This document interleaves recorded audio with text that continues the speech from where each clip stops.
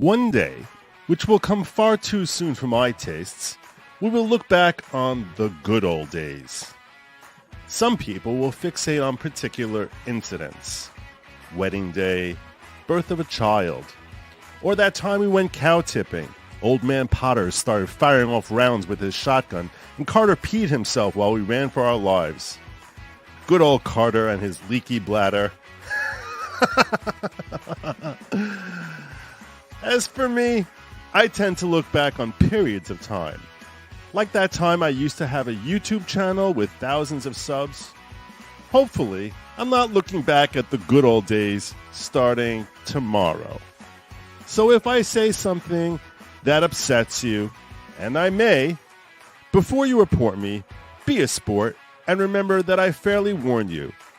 Viewers' discretion is advised.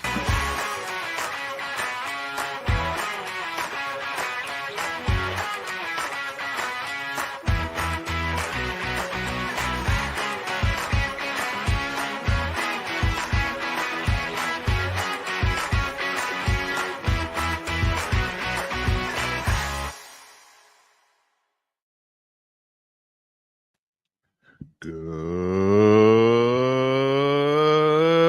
evening, everybody. Welcome to Viewers Discretion. I am your host, Joe Neerman, a.k.a. Good Lawgic. I'm going to open tonight by sharing with you something that I'm just giving props to a line that came obviously off the top of his head. Someone gives a line that comes off the top of their head in the moment. You say, well played, well played. Well played. And the line that I'm starting with you for you all tonight was delivered by Matt Gaetz when he was speaking at a public event. I'm not even sure what the event was, to be honest with you. And suddenly he was interrupted by a trans activist who jumped up on stage. A trans activist decided that they need to be heard. I got to be heard right now. I got to be heard. And was summarily removed. And his quip at the end of this little clip here, the very end, well done. Well done indeed. So without further ado. Dude, this is a very strange individual doing this. Oh my god. What is happening? Come on, y'all. Yes, that's I thought it was a joke. Yeah. Real. Was that Liz Cheney? Oh! It really did look a little bit like Liz. It really did look a little bit like Liz Cheney. That was pretty quick. Right off the top. Right off the cuff right there. Well played, Matt. Well played, Matt. So, yeah.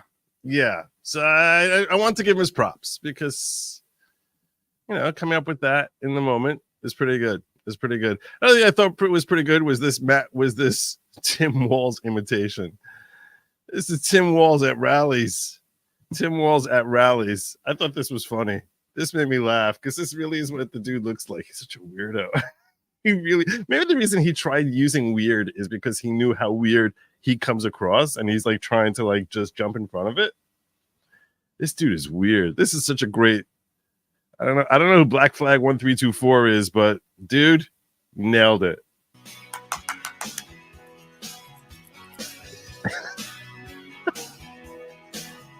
I need to pause. The only reason I need to pause is because I want you guys to be able to see it afterwards, and I don't want to have to like cut this out. And I will definitely, because the music, have to cut it out. I should probably like just sort of like, if I play with the music volume on this, I don't know. Just like you could so picture Tim Walz doing all these things.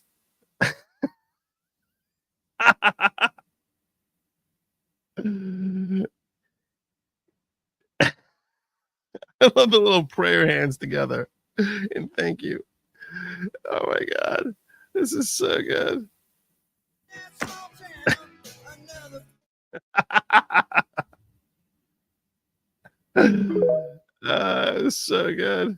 So good. Damn you, YouTube, for making me mute the volume on that. Anyway, I love that guy. Did a great job channeling his inner Tim Walz.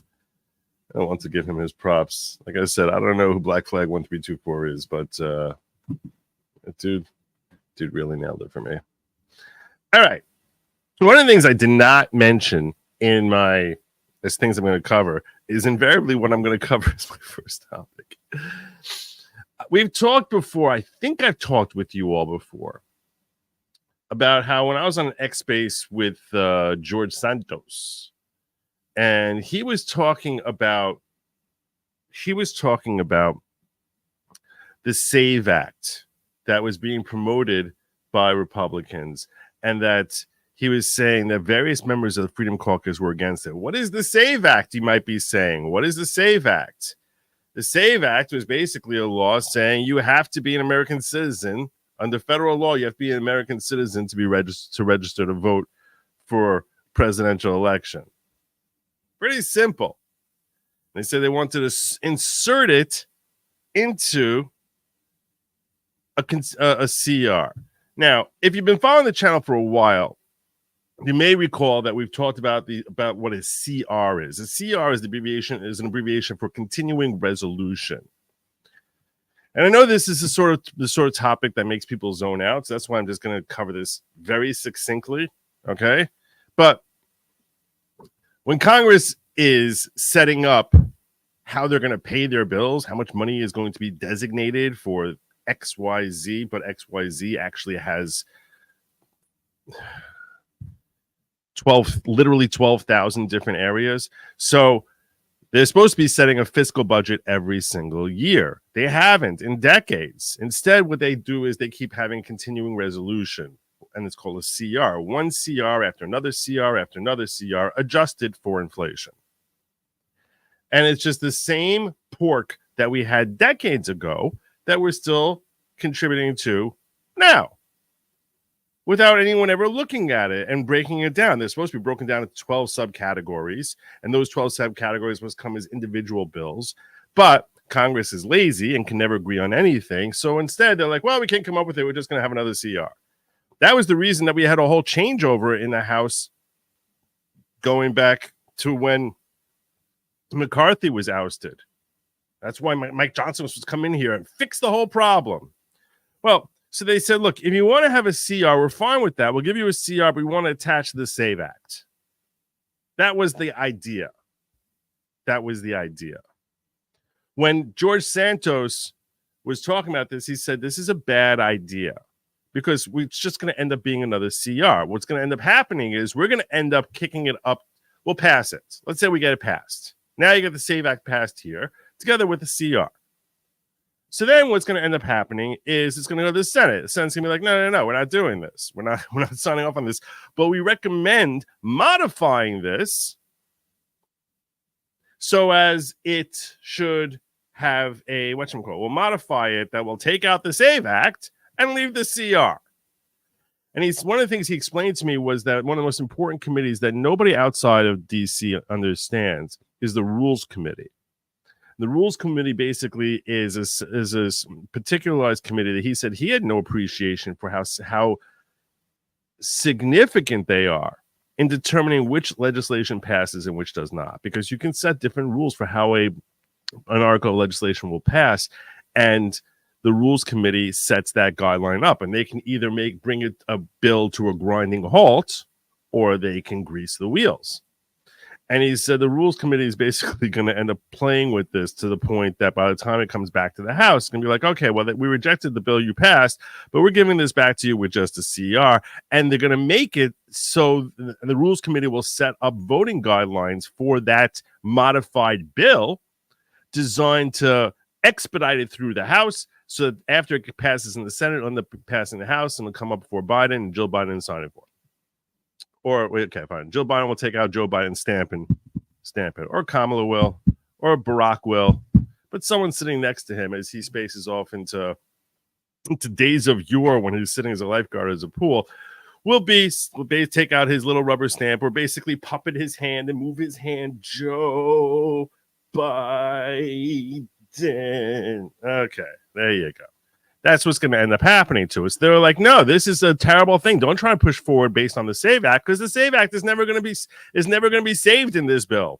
It's never going to be here. And even though it's something that you have to be basically a criminal who hates America to think that this is something that should be kept out of a bill, God knows how the hell you're ever elected to Congress. That's exactly what's going to happen to it.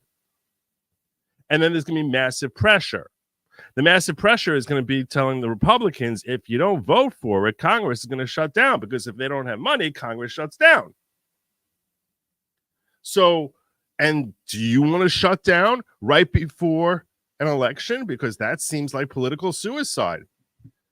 Purportedly, supposedly, something like 57% of Americans get outraged at Congress when they shut down. I don't buy those numbers. That's actually what Mike Johnson claimed. And right now, Mike Johnson is saying, so we're going to go forward with the CR without the SAVE Act, and I'm going to be putting that forward on the House floor, because the guy is a complete and total fraud, as being reported by Fox News. They don't refer to him as the fraud that they should refer to him as, but that is what he is. Complete and total fraud. I used to like the guy too. Breaking news right now on the Fox Report. Congressional leaders have reached a deal to avert a government shutdown. Speaker Mike Johnson just announcing it moments ago. The new bill would fund the government through December 20th and does not include a Trump-backed proposal to require people to show proof of... Trump-backed.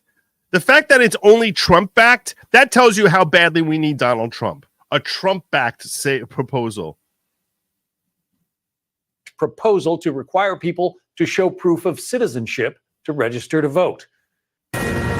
Unbelievable. I mean, he should take credit for that they call that a Trump-backed thing. He should take credit for that. It's pretty pathetic that no one else in D.C. is backing it.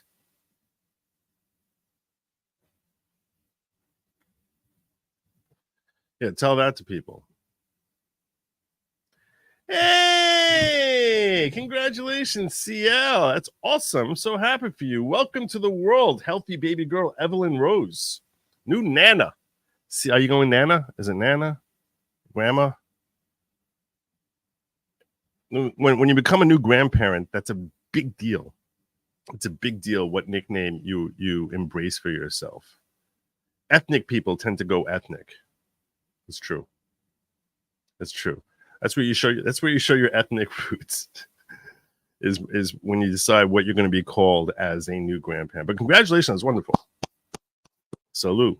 And hopefully mother and daughter are completely healthy.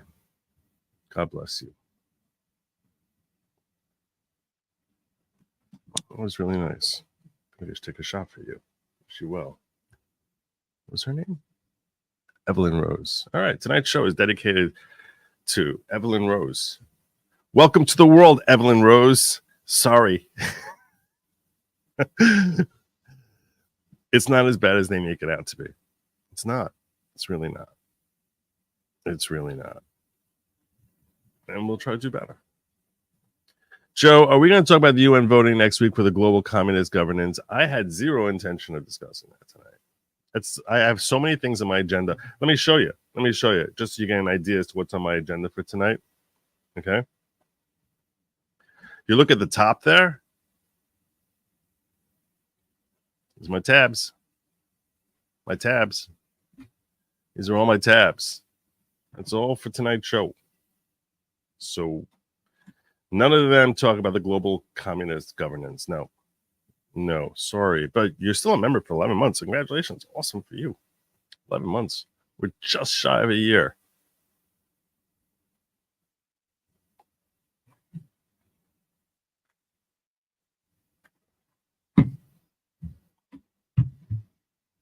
I thought about giving you a shot. I'll give you a shot. I'll give you a quick shot. Quick shot.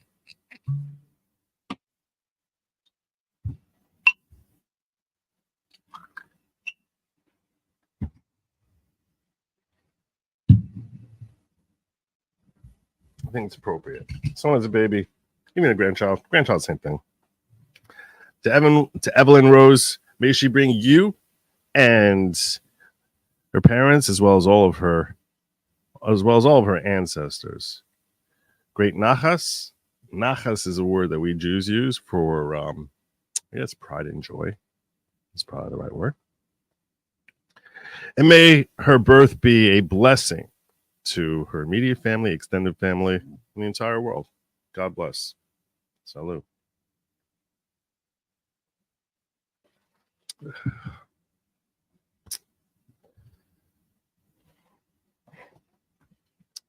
All right. And look at you, Barb, gifting it out. See, I like that. I like when people gift. Thank you so much for gifting out. Why is that? There you go. All right. Moving along. Top topic tonight. Top topic on the list tonight is whether you guys think that they're going to 25th Amendment Joe Biden. Do you think that they are going to try and do this before the election to try and make the America look at Kamala Harris as their president, re-elect your president? There were two incidents this weekend which display the complete lack of leadership or capacity for leadership that Joe Biden is wont to display. Two new firsts, I think, for him. The first one is a cabinet meeting. First cabinet meeting in 11 months held by Joe Biden. And who's sitting there at the head of the table? This is astonishing.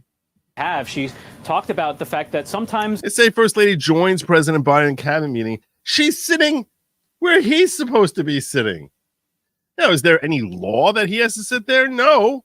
But she's sitting there with a little miniature podium there, like she's the friggin' president of the United States. What is happening here? The White House, in her words, surprises you. And for somebody who has worked on women's health issues for her whole career, frankly, as a teacher, but also as the second lady and now as the first lady, she said one of the things that struck her the most was the inequity. He's sitting here over on this is him over here applauding. Like, well, I assume that's him.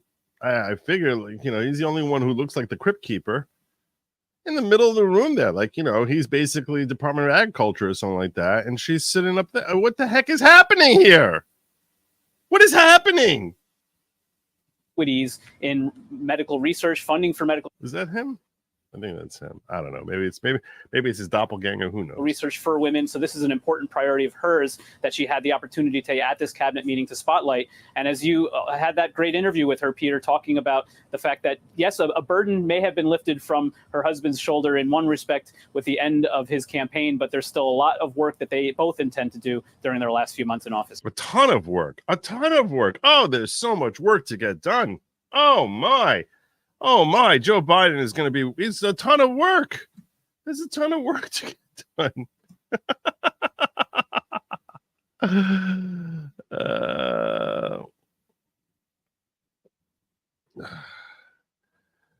Renee 73 over in the ghetto. If you can just not all cap it. Just not all cap it. Just not. Nothing you're saying is nothing wrong with what you're saying. I think all caps is, you can do better. You can do better than all caps. You can do better. So that was the first thing. That was the first thing I wanted to address there, was that apparently Jill Biden is the one who's conducting our cabinet meetings now. And then there was this moment that he had when he's doing a press conference with when Joe Biden's doing a press conference with the minister of Iran. Sorry, not Iran. Not Iran. That would be really big news. Prime Minister of India. This is Joe Biden at a press conference, apparently forgetting that he's at a press conference with the Prime Minister of India. I want to thank you. Well, it's not going to be loud enough.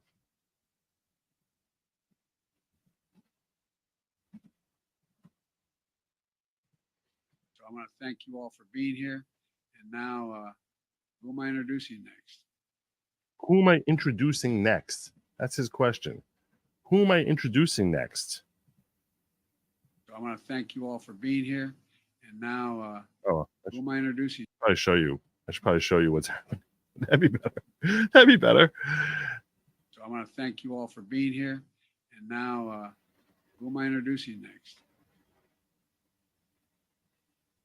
Who's next? He's angry. Everyone's like, what? Everyone's like looking around. Is there someone else next? He's sitting right next to you.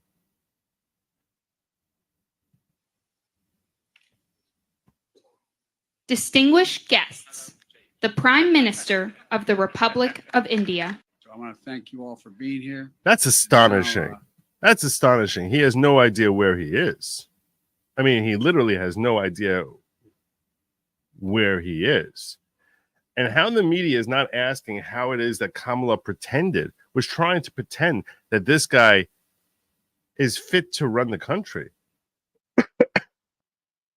I mean, she was part of this cover up. They won't ask her that because they know she can't answer basic questions like, what's your policy or how are you going to pay for that?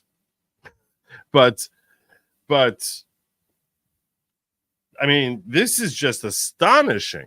This is astonishing. I mean, you would think we need a president for the next 4 months, 3.5 months. And this is crazy. This is crazy. He has no idea where he is.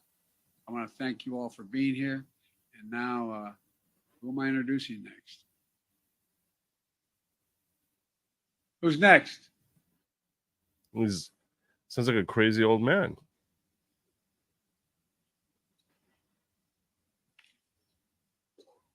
Distinguished guests, the Prime Minister of the Republic of India. So I want to thank you all. What a legacy. What a legacy. What a legacy. Oh, the legacy. Oh, this is Mount Rushmore work. This is Mount Rushmore right there. Mount Rushmore. Unbelievable. So my first question for you guys is, do you think you think they're going to invoke the 25th Amendment on him before the election? The first one is him basically showing I'm totally cool with not being in power, letting Jill do everything. And the second one is him basically looking like, I mean, just a sad old man that walked out of a nursing home and was thrown in front of a podium. So that's my question for y'all. That's my question. I'm going to make it a poll. So those of you who are over in the 25th Amendment, in case you're wondering, is where they say when a president is incapacitated, he can be removed and replaced by the vice president. So I'm going to put they. Do you think they will 25th Amendment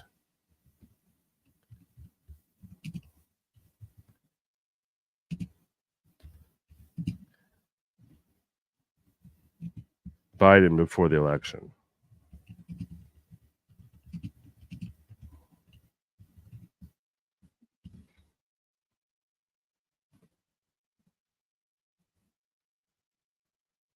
In Rumble, if you think they will, put a yes, a Y for yes, and if you think they won't, put an N for no.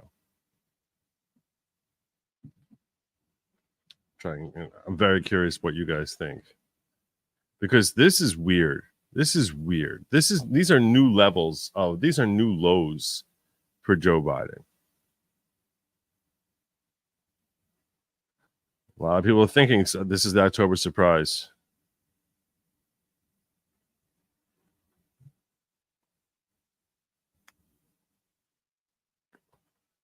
You're all saying no over in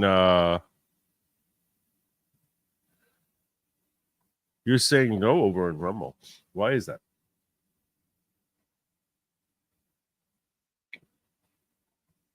Why do you think they won't?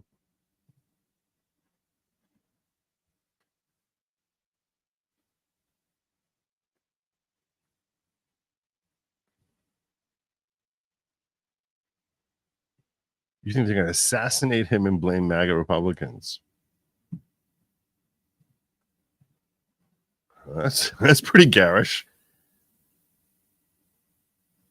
Let me see how my poll is doing the early going.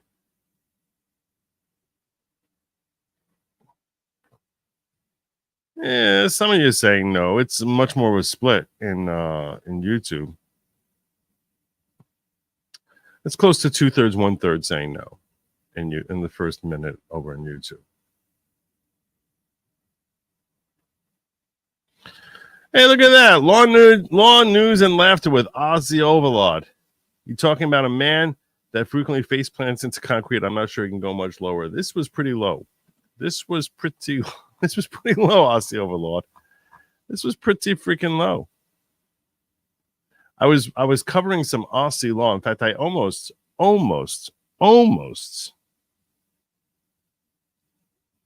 shared a video with you guys related to Aussie law. Aussie law. He has entered the chat.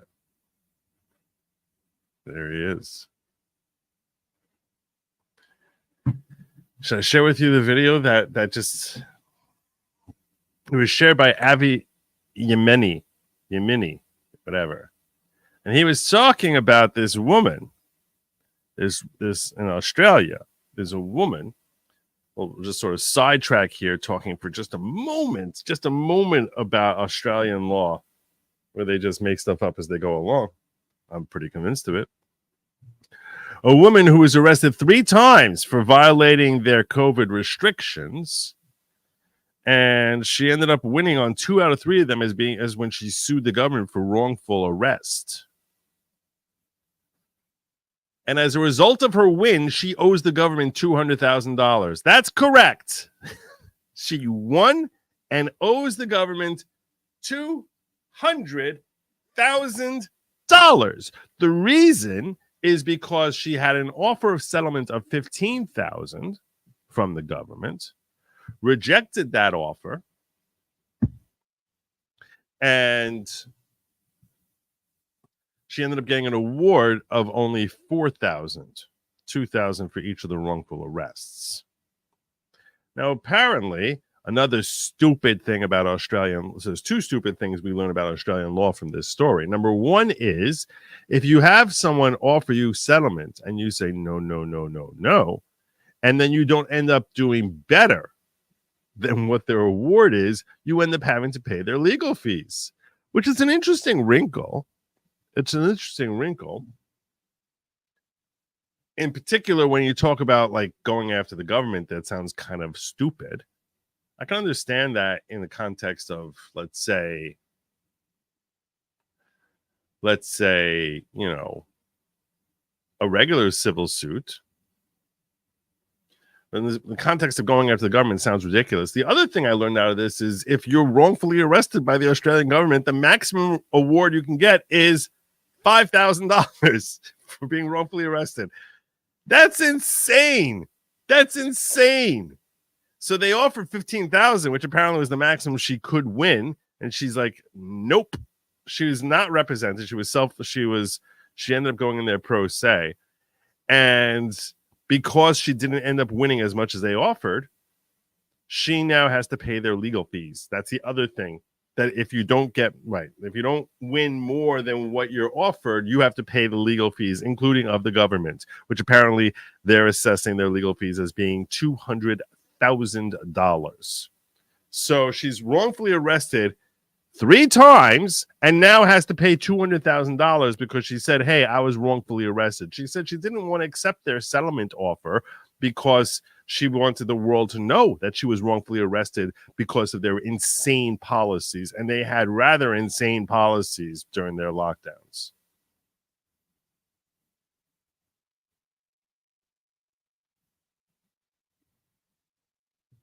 I guess you should never bet against Vegas, right? That's what it is. That's what it is in Australia. But the Australian judiciary, never bet against Vegas. Calderbank v. Calderbank. Not everyone agrees with them. The judge is quack. She should have not over the 15K, in my opinion. No. Yeah. So I saw that and I thought of you, and I was like, should I show this 12-minute thing? And I was like, nah, I'll break down the whole story in 3 minutes or less. If I remember it. Anyway, next feature I want to share with you all here tonight. Let me just tell you where our vote is at. Where's our vote at? 220 and 30 votes, and it's 64-36. Well, so this is the question is, will they 25th Amendment Biden before the election? Remove him. My question is, I have a follow-up question that I wanted to get to, which is, do you think that would help her electoral chances? I know the Democrats probably think it will. Do you think she's more electable if she wins than if she's sitting as president than if she's vice president?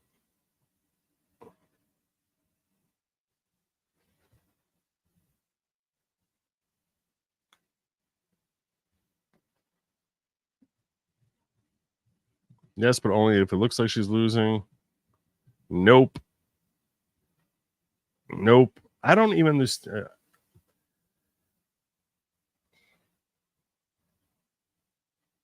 Nope. You think it would be bad for her? They don't want voters to say, "Hey, how you doing, Nanya? Haven't seen you in a while. Good to see you." Another familiar face. I gotta do these late nights more often. I get to see all my old friends pop in.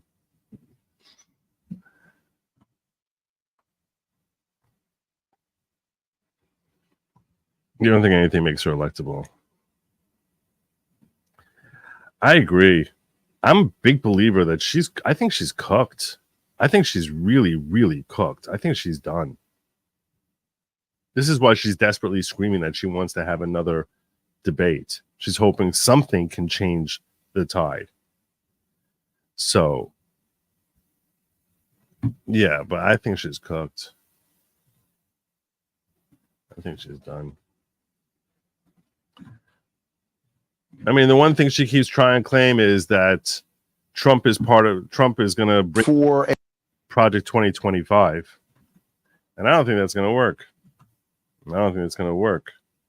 In case any of your liberal friends, if liberal people are still talking to you, ever bring up the whole Trump 2025, you should share this link with them. I think this is a good breakdown from the author of Project 2025, who should know a thing or two about it. Did Donald Trump, former president, ever endorse this project before it happened? 2025 was created by the Heritage Foundation, and their president is weighing in. Was he a part of the formation of Project 2025? No to both, because that's not how we can operate as a public policy organization. We have to be candidate agnostic as a 501c3.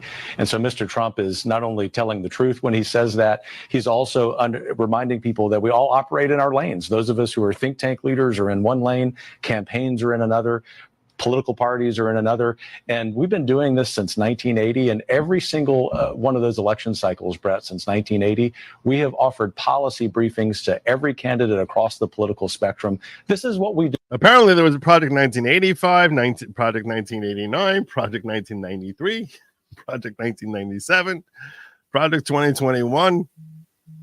It's been going on for a while. I missed a couple of these out here. Harris may not want the embarrassment of being voted in and losing to Trump. Possible career ender. I think her career is over. I think her career is over. She loses here. I think her career is over. I don't think she has any career left. I think we are turning the page on Kamala Harris. That's what we're seeing here. I don't think she's ever going to be elected anything ever again. Who knows? Maybe she'll go back to like maybe she'll go to the House in California. Her career's over.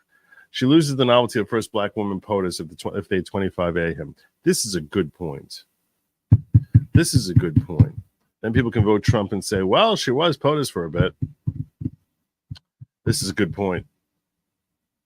I like this point, Grifty. Well, you see, now you're thinking. They'll be afraid. No, we need to have our first woman president. You don't get to say that if in fact she's already elected, right?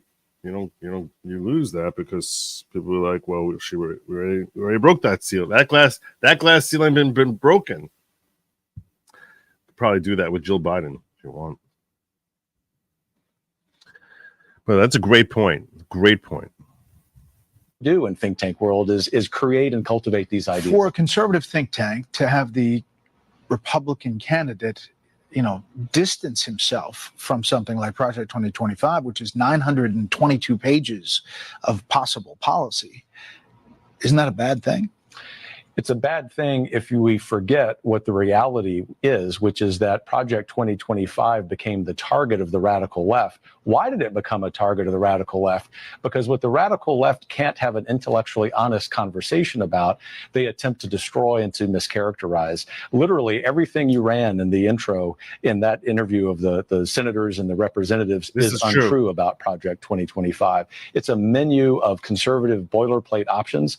I don't think there's a conservative I've met who would say in those 922 pages, I'll agree with everything, but the left can't run on ideas and policies because they're destroying the American dream. And that, by the way, is the motivation for this. They spend a lot of time talking about it, not a lot of time explaining the details of it. It's very detailed. There is one. They try turning it into a boogeyman. Don't ask us why, but Project 2025 is terrible. It's going to basically, it's going to take away your reproductive organs and detransition your kids and force them to read Christian teachings in school. That's essentially what the left wants their constituents to believe about Project 2025. This is Jared Huffman, Democrat from California. He leads a task force to stop Project 2025. Apparently, they're holding a news conference. And also, it will only allow white men to vote. That's the other thing about Project 2025 that the left wants their constituents to believe. If she loses, we'll be unburdened by what has been. Amen. We can only pray. Tomorrow. It says Trump's Project 2025, which we've talked about, is not the connection, plans to resurrect a Victorian-era law, the Comstock Act, to criminalize reproductive care nationwide. We must rectify past injustices and ensure our dark history cannot repeat itself under any future administration. You went to an OB? You went to an OB? How dare you not just give birth with a handmaiden? Criminalize reproductive care. Reproductive care. Reproductive care. That's what they call it. Reproductive care. Okay, I got it. I'm coming after this now. We're coming after this right now. Right now. It was next up here anyway. Nope, not that one. Nope, not this one. There it was. It was coming up soon. I told you all that they're killing babies. I didn't know how many babies. But this is something that everyone needs to see. Everyone needs to see this.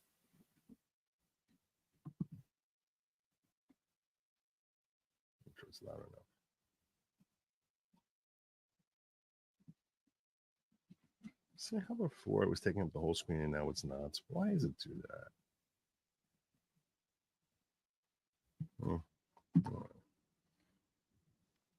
Madam President, I come to the floor today to be able to talk about an issue that apparently there's a large belief among some doesn't exist.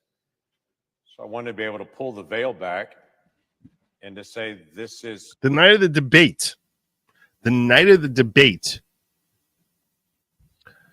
So those of you who watched me watching the debate, I ended up going to X Spaces here. While I was here on camera with you, I went into X Spaces and I actually argued with Chen Q about the debate. And I pointed out how when they were fact checking, that they were lying, that they are killing babies and under abortion, babies after they're born. And I pointed out, I said, hey, when there's an abortion that gets botched, and by a botched abortion, I mean the baby comes out alive, there are states which permit the mother and doctor to allow that baby to die. They're not permitted to kill it, sticking by hitting in the cranium with a hammer, but they are allowed to let that baby sit and die without getting any medical care or any treatment or any nourishment. Let it starve to death.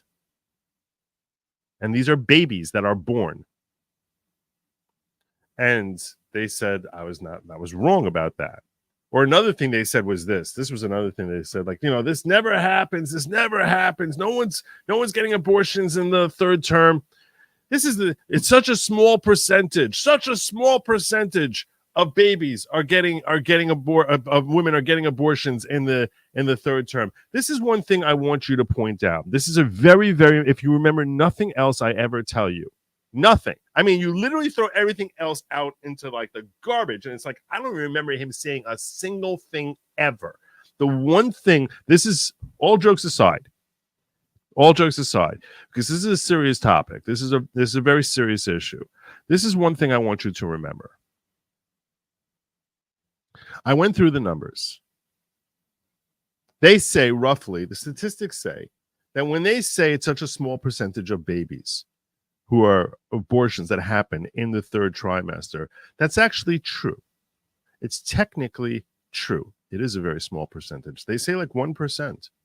1% of all abortions happen in the third trimester, 7th, 8th, 9th month. And that's when clearly the baby is rather viable.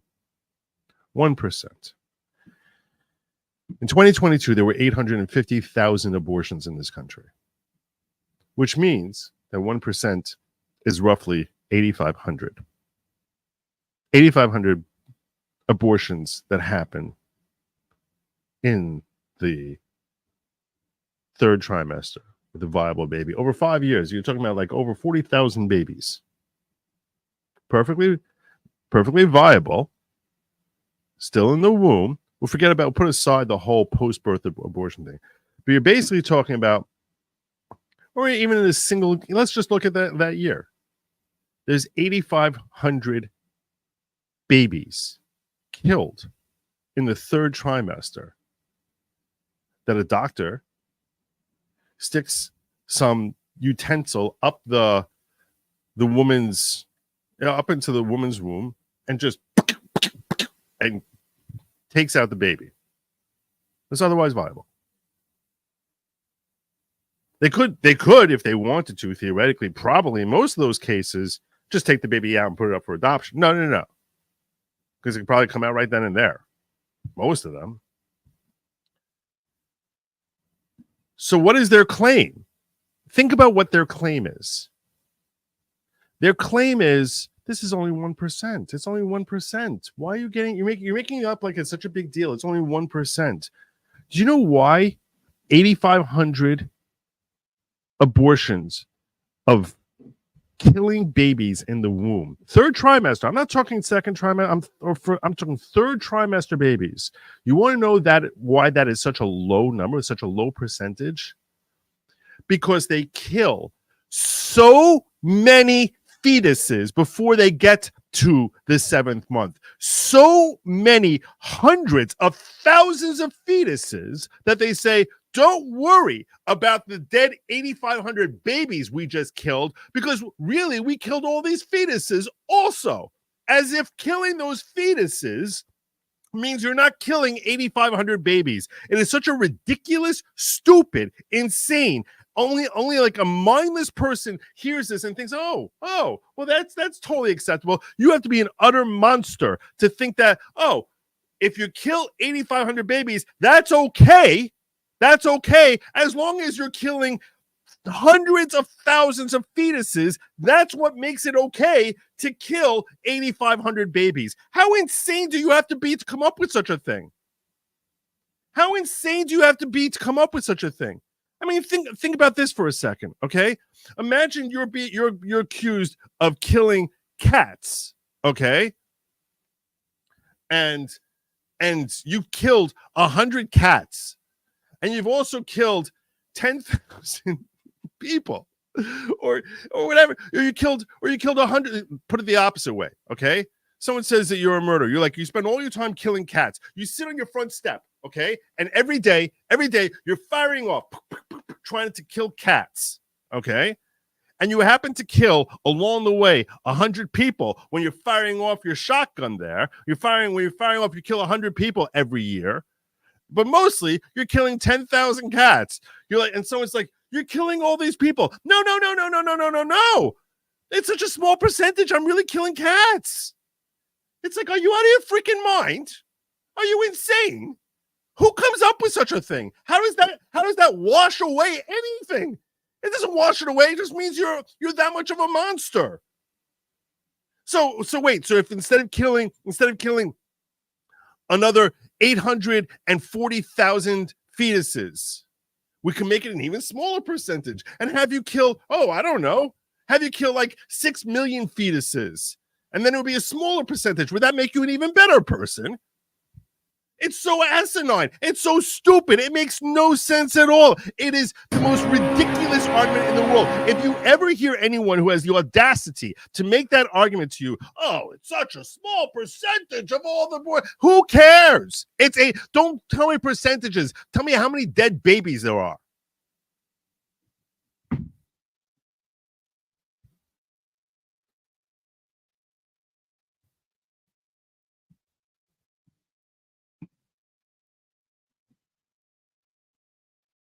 It's unbelievable.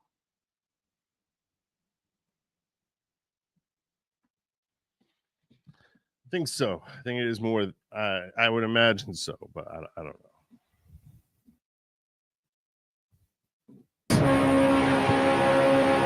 I love you, buddy. Carry on helping people, and you can save some souls. God bless you. I appreciate the very generous super chat there. It's been a while since I got 100.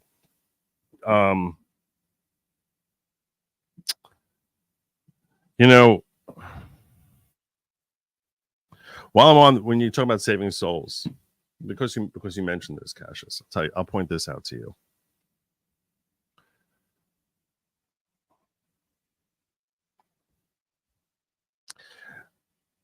This video that we're watching, we're going to watch it together. We're going to go through this. Ray Langford, who's like a Ken doll because he's got no spine and no cojones. He's got literally 0 stones. But the one issue that he's pretty good on is abortion. It's the one issue that I've seen him being good on, even in the past. Get up in Congress and start yelling at. It's a total neocon, terrible human being. But this is the one issue that he's actually good on. Senator from Oklahoma, I believe. So this that he talks about here, exposing the lie that ABC News was trying to perpetuate during the debate.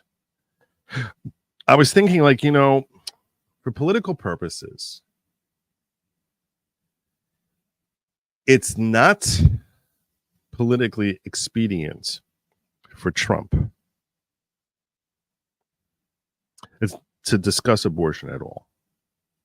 It's really not politically expedient for him at all. Because when you talk about abortion, the nature of the issue is that it brings out the crazies to come out and vote. And this election ultimately would be determined by who's more motivated to vote. That's really what it is. You can look at polls and polls and polls. It's who's more motivated to vote. That's usually what's going to end up determining it. Now, look, the hatred of Kamala is so strong that the recognition as to how terrible she is so widespread and diverging that perhaps no matter what numbers come out, she's not going to win. But you're only ginning up the left to come out and vote when you discuss abortion or make it a topic, make it an issue.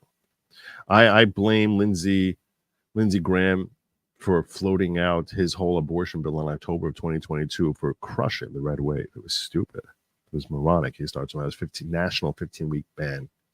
Dumbest thing in the world. I think it was intentionally sabotaging the election for Republicans because they didn't want a wave of MAGA Republicans coming into the Senate or the House. So I recognize that it's political suicide. And the reason it's political suicide and always will be political suicide is because the reality is that people tend to be motivated to vote in their own self-interest. And on the topic of abortion, even if 80% of the country was against abortion altogether and only 20% was in favor of it, those 80% are not going to be getting abortions. So they're not voting for themselves because they don't need a law restricting abortion. The only way they're voting for themselves is saving their souls, or they're religious and they feel like, it's in that perspective. But it's really someone else's fetus that they're voting to protect. That's far less of a motivation than some woman who thinks I might have to deal with the terrible decision that I'll have to deal with at one point in time, and I want my options open. So that woman who's pro-choice, who's pro-killing fetuses, that woman is voting in her self-interest when she's trying to find someone who's going to leave her options open for her. And that's why when you talk about who's going to be motivated to come out and vote, human nature dictates that it's a lot easier to motivate people to come out and vote pro-choice than it is pro-life. And it always will be, because people who are pro-life feel like, I'm not going to be getting an abortion. Those laws aren't affecting me. Yeah, you have the religious right, which will be against it. They'll come out to some degree, but they'll tend to come out anyway. They don't need much motivation to come out and vote. So it's not really pumping up the numbers. And that's why it's a difficult issue at the ballot box. And that's why I thought, maybe I should just sort of hold off on this topic. I should hold off on this topic for a while because it is a loser. I like Donald Trump's answer that he's like, this is not a federal issue. And he's right. It's not a federal issue. But I do think that the post-abortion murder that's been permitted in Minnesota and a handful of other states, including New York, Minnesota, New York, that those post-abortion murders are outright murder. And I do think that should be nationalized. I think that should be considered outright murder. That a medical facility is engaging in murder. And the reality is, I think that must be changed as soon as possible. Because that's not even abortion anymore. That's, okay, you tried abortion, it failed, baby's alive. It's here, it's a baby now.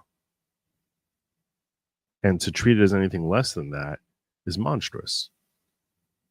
So I think that's an issue that we have to take up the banner for. Because if it ends up leading to saving one human life, just one human life, that's worth it. That's worth it. Because human life is invaluable. You cannot put any sort of measurement on a human life. It ends up saving one baby's life because that law gets passed a month earlier and becomes the law of the country in Minnesota and New York. I think there's one other state also. It's California. We'll see. He's going to go through it. And it ends up saving one human life rather than delaying an extra month. Like, how do we answer to that kid that's wrongfully being starved to death? We have no answer for that kid. So, next time someone throws protecting kids from school shootings instead of worrying about late-term abortions, give them that fact. Yeah. It should come up all the time. He's gonna go through the numbers. I assumed that those post-birth abortions, there was like a couple of dozen of them. No, a lot more than that. Cheng talks about how disgusting those allegations are. You show him they're true, and his reaction was what? He didn't say anything back to me when I said that, when I brought this up. He said nothing back to me on that. He said, he goes, your interpretation of the law is different from my understanding of the law. All right. Let's share this video with him. Your vote is your own. Your vote is your own, reform convict. Let's listen to Senator Ray Langford. Actually an issue. And I can't believe they even have to have this conversation. And in many ways, it's an incredibly difficult conversation to be able to have. During the presidential debate that happened just a few weeks ago now, There was a debate ostensibly between Vice President Harris and former President Donald Trump. It ended up being a debate between Vice President Harris, David Muir, Lindsey Davis, all against Donald Trump. And there were multiple moments where the ABC moderators decided they were going to debate or correct Donald Trump when he spoke. And it became this very odd interchange that all of America watched and thought, well, that doesn't seem like a debate in that sense. And one of those moments was a really odd moment. There was a conversation about abortion to President Trump. And that's a fair conversation for the moderators to bring up a question and to be able to talk about it. He's openly talked a lot about abortion. And obviously the vote that happened in the Supreme Court with the Dobbs decision has highlighted a lot of that conversation nationally since his presidency. President Trump, during that debate, talked about children that are aborted way in the 8th and 9th month, and then some even after, and mentioned that. To which the ABC News moderator, Lindsey Davis, responded, "There is no state in the country where it's legal to kill a baby after it's born," and then immediately turned to Vice President Harris, where literally she jumped in to be able to debate the president and to try to, quote unquote, correct him. The problem is there was no one to be able to moderate her in that debate and make the simple statement, there are not only states in America where that can happen, there are states in America where that does happen. In this simple map of the United States, this lists out the states where there are strong protections for a child after birth. Now, this is not an abortion. This is a botched abortion that has occurred. This is a woman went in with the intent of having an abortion, late term. The child was fully delivered. And in medical practice, in many of these states that are listed here, the child is fully delivered during the abortion. And if the child cries, breathes, the practice is to back away and to allow the child to slowly die on the table, because the intent was an abortion. And so everyone just steps back in the facility and watches the child die on the table. Unbelievable. However long that takes. Unbelievable. Now, before people say that doesn't occur, 8 states have a requirement.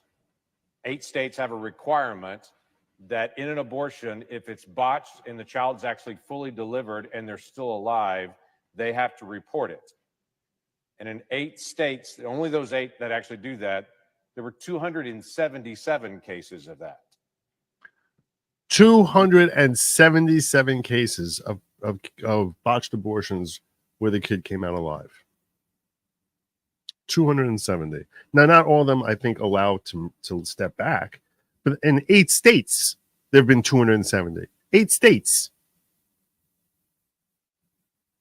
Let me give you an example. This was several years ago. She's now a beautiful young woman now. A young woman named Melissa Oden.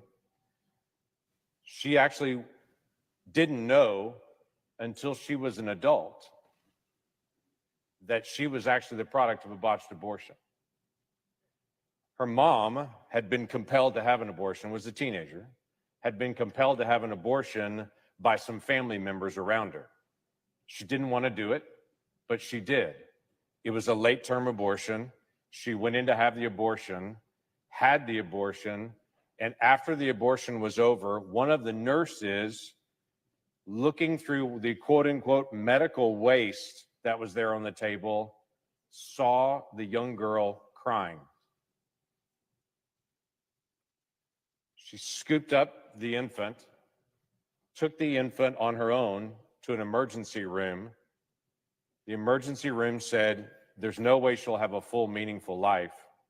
But they took care of her because she's in the emergency room. And I know Melissa Oden. She's a remarkable lady. No disabilities, no other challenges other than the knowledge that she was supposed to, quote unquote, have been aborted. But there she is alive. There are a lot of women that are scattered around the country that are all finding each other online, telling a story that they are a product of a botched abortion, that they were born alive and they were given medical care when, quote unquote, they weren't supposed to be there at all. And they're now, through one rare benefit of social media, finding each other and connecting in conversation. Not only is this happening, it's happening all over the country. And I'm fully aware that the ABC News moderator thinks this doesn't happen anywhere. But not only is it happening, it's happening before, it's happening probably today. The question that this body has not resolved is, what are we going to do about it? Now, this is not about reducing abortion. Quite frankly, the bill that I'm bringing, and I want to bring for unanimous consent today, won't reduce abortions at all in America. I would tell you it would be my preference to be able to stand for the value of every single child in America and to say there's not a child in America that's disposable, that children in America are all valuable. Not some disposable, some valuable, all valuable. This is not a question of are we going to legalize or not legalize abortion? This is about a fully delivered child crying on a table if they will get medical care or if we will back up and watch them die. That's the question before us. And what we're going to do about that. Sadly, this won't pass. Sadly, this won't pass. Instead, what's most likely to happen is that the left is going to spin this as they're trying to take away abortion. Sadly, it will not pass. And that's why I'm saying politically, this is a terrible time for Ray Langford to raise this. If I was a suspicious person, I'd say he's trying to harm Donald Trump's political chances by raising this topic now. Terrible time to raise it. Gin up the pro-choice lunatics. That was my first take when I was watching this. But then I thought about it and I was like, you know what? Like, how do you answer to the Melissa Odens? The next Melissa Oden? Like, how do you answer to them? It was a baby when it came out. It's a baby. It's not even in the womb. You can't hide and pretend I'm not looking. I don't see you because you're hidden in a womb. So even though you're totally viable, and obviously everyone knows you're about to come out and be totally alive, I'm going to pretend that you're not and just and snuff out your life. No, it's there in front of you.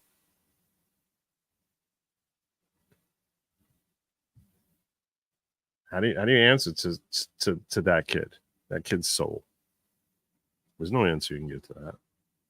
Say, oh, it wasn't politically comfortable to bring it up in September 2024.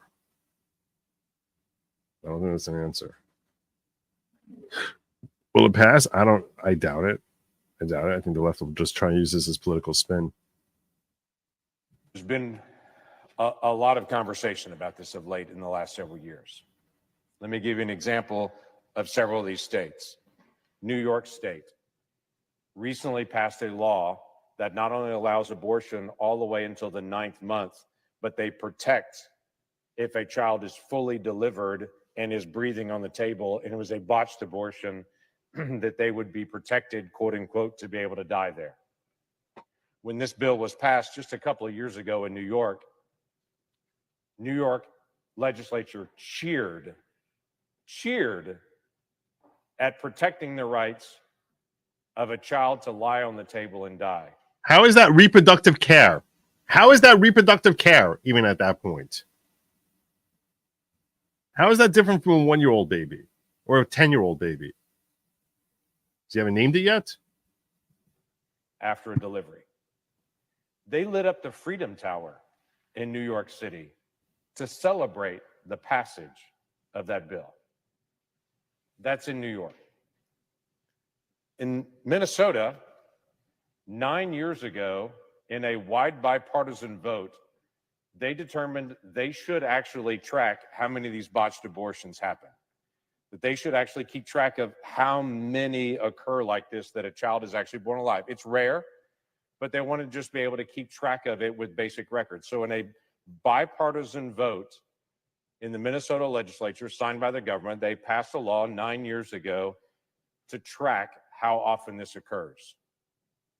In the state of Minnesota, They determined over the next several years there were 24 children that were born alive during a botched abortion. Now, again, that's not many, but I bet it matters to those 24. But for those 24 nationwide, that's 1,000. If they're an average size state, which given the size of given their electoral power, I don't know where they rank. Where do they? Let's have our ranking of populations. States ranked by population. It sounds pretty middle of the road to me.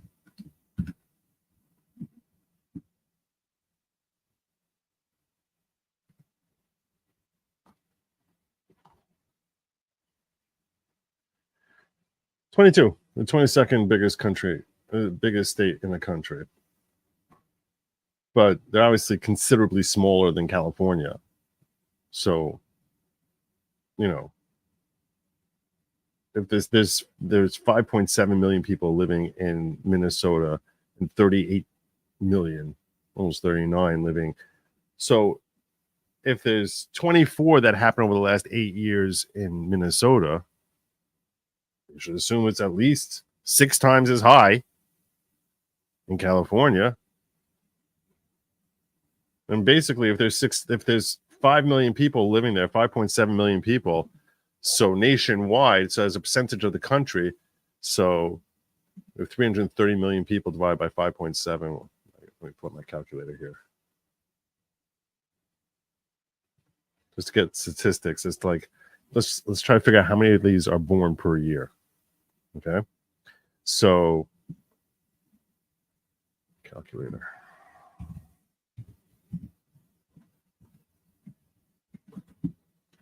So let's say 57, 5.7 million divided by 330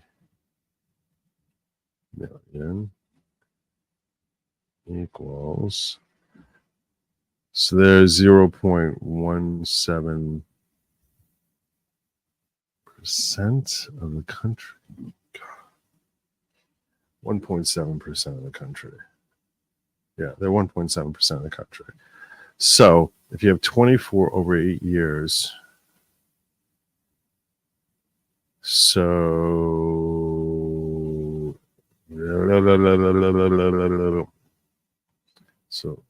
times 24, would that do it? I'm just trying to figure out how many of these babies are born.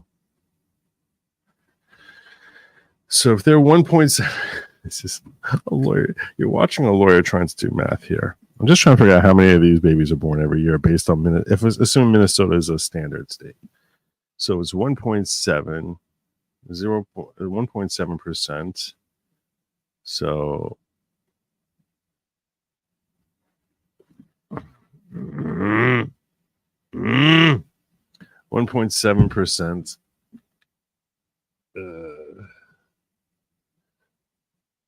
So I need to find out 24 is 1.7% of what?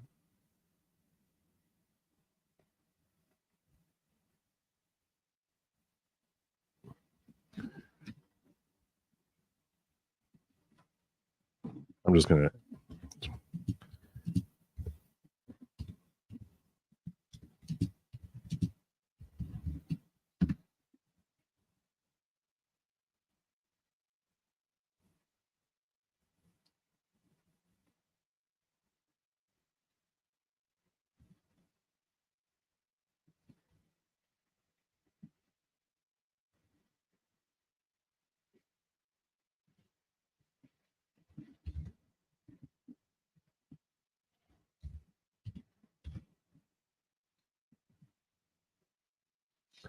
$1,411. Okay. Now that's over 9 years. So let's say, we'll just say 1,400. So that would just be 1,400 divided by 9. Well, 8 years they've been doing it. So 1,400 divided by 8. 175 babies born every year that survive abortion. Based on my math, 175 of these babies, basically every 2 days. Every 2 days, there's a baby that's born that survives abortion.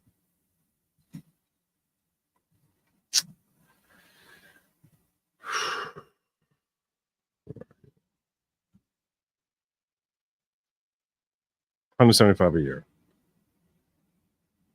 We're gonna let these kids live. We're gonna say, "I'm sorry, you're born in the wrong state." How are these people not being charged when it's murder by the most leftist standards? Because they consider it part of the abortion. I'm behind, about Kamala, my brother's 23 and says the clip of Kamala calling 18 to 25-year-olds stupid is constantly recirculating in his age group. Interesting.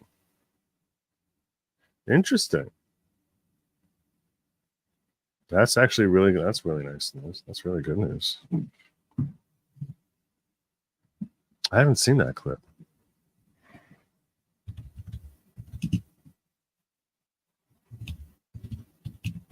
I want to find that.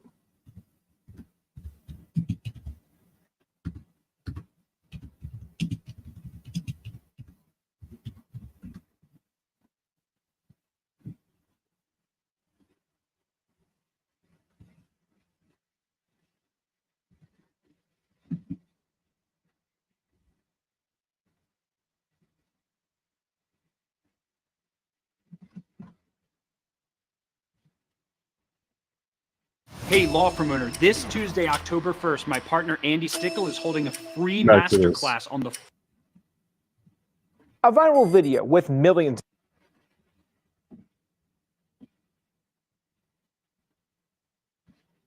This is when I tried Googling this. This is what I get on this.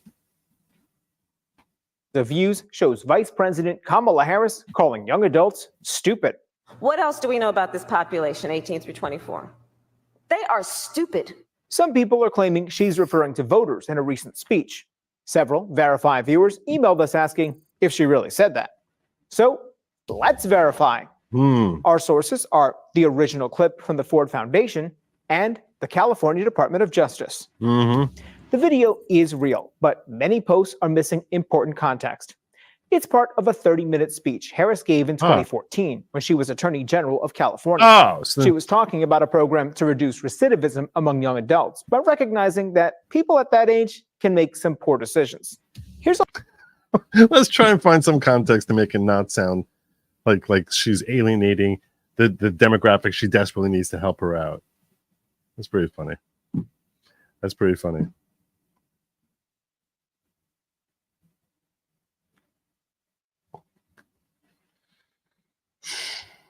Worcestershire. I had an abortion as a child. I never forgave myself and always grieved, feeling guilt, shame for it. I'm pro-life. The right rhetoric is so cruel. It pushes people like me away and often into the hands of the pro-choice. I'm not saying they should be talking and fighting against. I've spoken many times and said if you're in federal government, abortion is not an issue you should be arguing about. You shouldn't be talking about it. Don't talk about it. It's not relevant to you. It's only relevant on a state level after Dobbs. Whether you're trying to get it banned for 10 minutes or 10 months, 9 minutes or 9 months, doesn't matter. Any portion thereof, it's a Dobbs issue. It's not a federal. Dobbs says it's not a federal issue. So just say it's not a federal issue. Anyone who's bringing it up is trying to distract the public from reality. It's a state issue. But this is not, when you talk about a botched abortion, a baby coming out, this is something that if 95% of people understood that there's 175 babies being born every year and saying we're not going to allow putting those babies to death, or allowing them to die, that's something that is not only humane, it's something that 95% of the world agrees with. So you have to be very careful when you walk down the road and discussing it, but that's what you have to say. So where do we stand? I personally believe embryo stage should be allowed. My young sister needed one at 13, unfortunately. Yeah, I'm not, like I said, this is not a federal issue.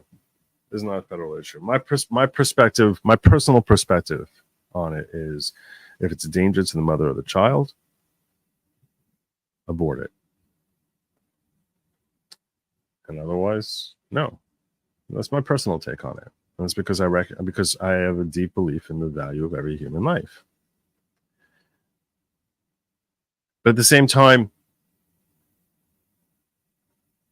I don't think it's, I think that labeling it murder, certainly in the embryonic stage, or certainly during the first 40 days,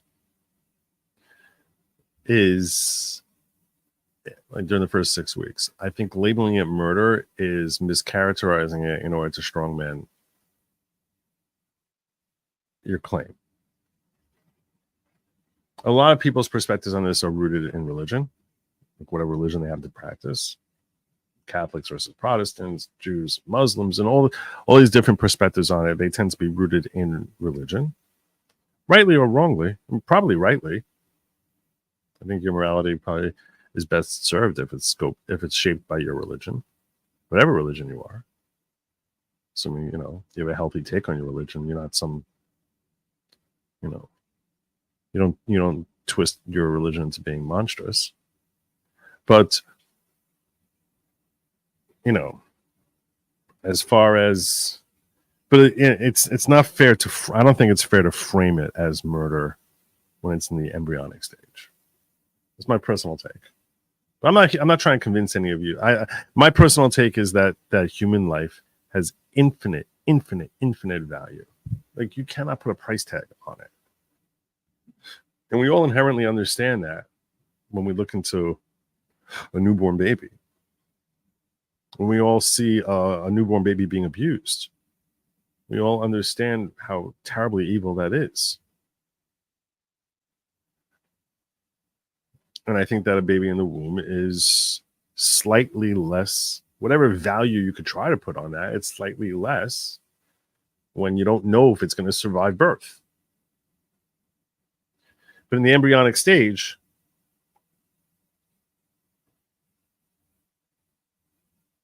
I'm not sure if I'm using that term correctly, but basically before it becomes a fetus, at that stage, I think it's I can understand the argument that it's not the same. It's just not this. It's not the same as it is later on. But if people feel like morally they want to consider that murder, I'm not in a position that I would say they're wrong. I think it's a losing argument, because most people can be like, well, there's a lot of distinctions we make between an embryo and a fetus and a human in the law in a lot of different ways. So we don't legally look at it that way. So on what basis are you labeling a human? How is it not murder under the Born Alive Act 2002? I don't know. I haven't looked at the Born Alive Act in a very long time. But I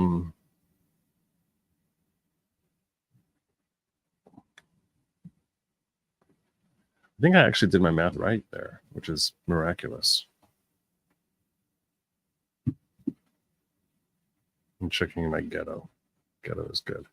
Checking over here, and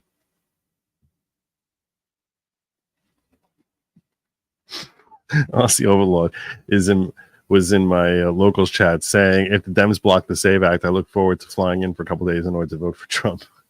That's pretty funny. All right, let's finish up here with him.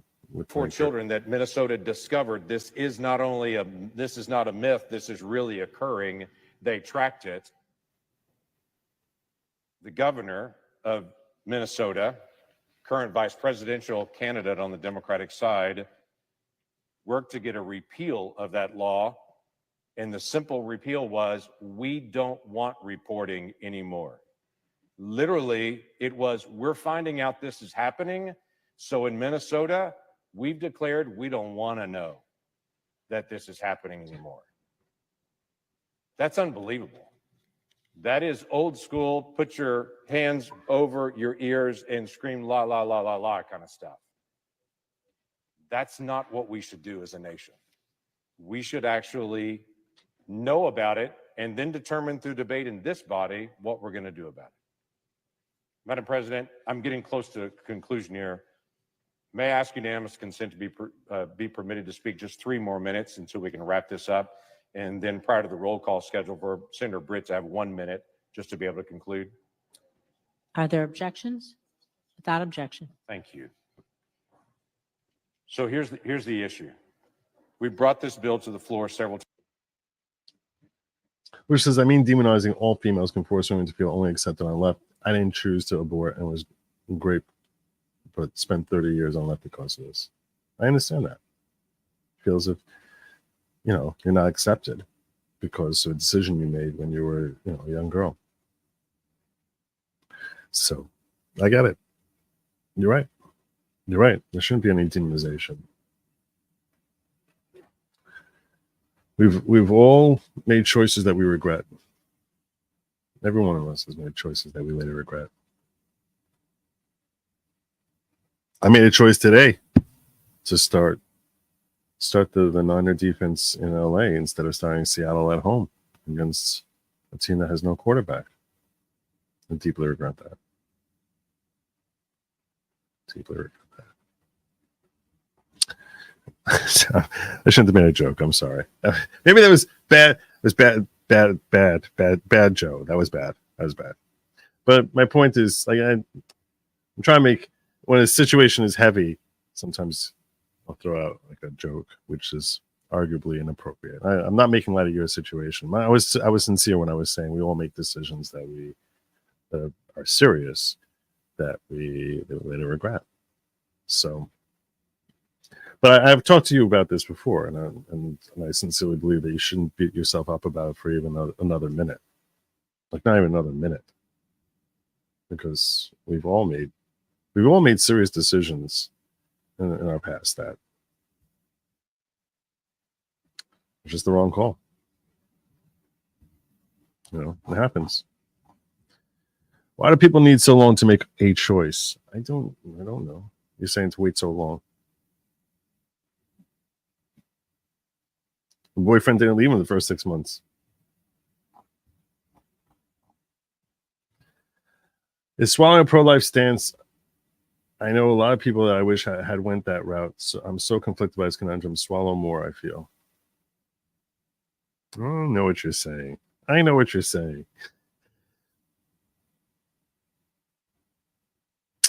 I know what you're saying.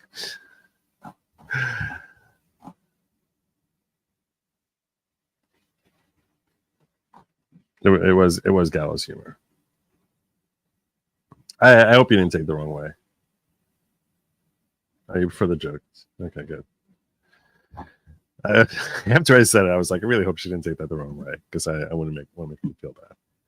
Times before. In fact, we've had some bipartisan support for this bill several times before. The bill is very, very simple. The bill says when a doctor performs an abortion, but the child is born alive instead of actually born dead, that care would be provided to that child the same as any other child that is born. Now, we're fully aware that many abortion clinics do not have a full hospital that are also attached to them. But we're also very aware that if there's a problem with the mom at an abortion clinic, they take her to a hospital. Properly so. This is a simple statement to say, if a child is born alive, which we know 100% this is happening, even in states like Minnesota. It's happening several times a week across the country. This is happening. What is America going to do with a fully delivered, crying baby on the table? Will they get health care or will they not get health care? That's all this bill does. It doesn't reduce abortions, unfortunately. It doesn't do that. It doesn't change abortion processes across the country. It doesn't do that. It just says when the abortion is unsuccessful and the child is actually delivered instead, we're going to give medical care to that child. That's what I bring this And it is absolutely, to me, the simplest of all possible statements to make. So, Madam President, as if in legislative session, notwithstanding Rule 22, I ask unanimous consent that the Committee on the Judiciary be discharged from further Zach, that was loud. All right. I think I need to lighten up stuff a little bit here. So I promised you I was going to share with you the cringiest ad ever. The cringiest Kamala ad ever. I think it's time. Because, my God, this is funny.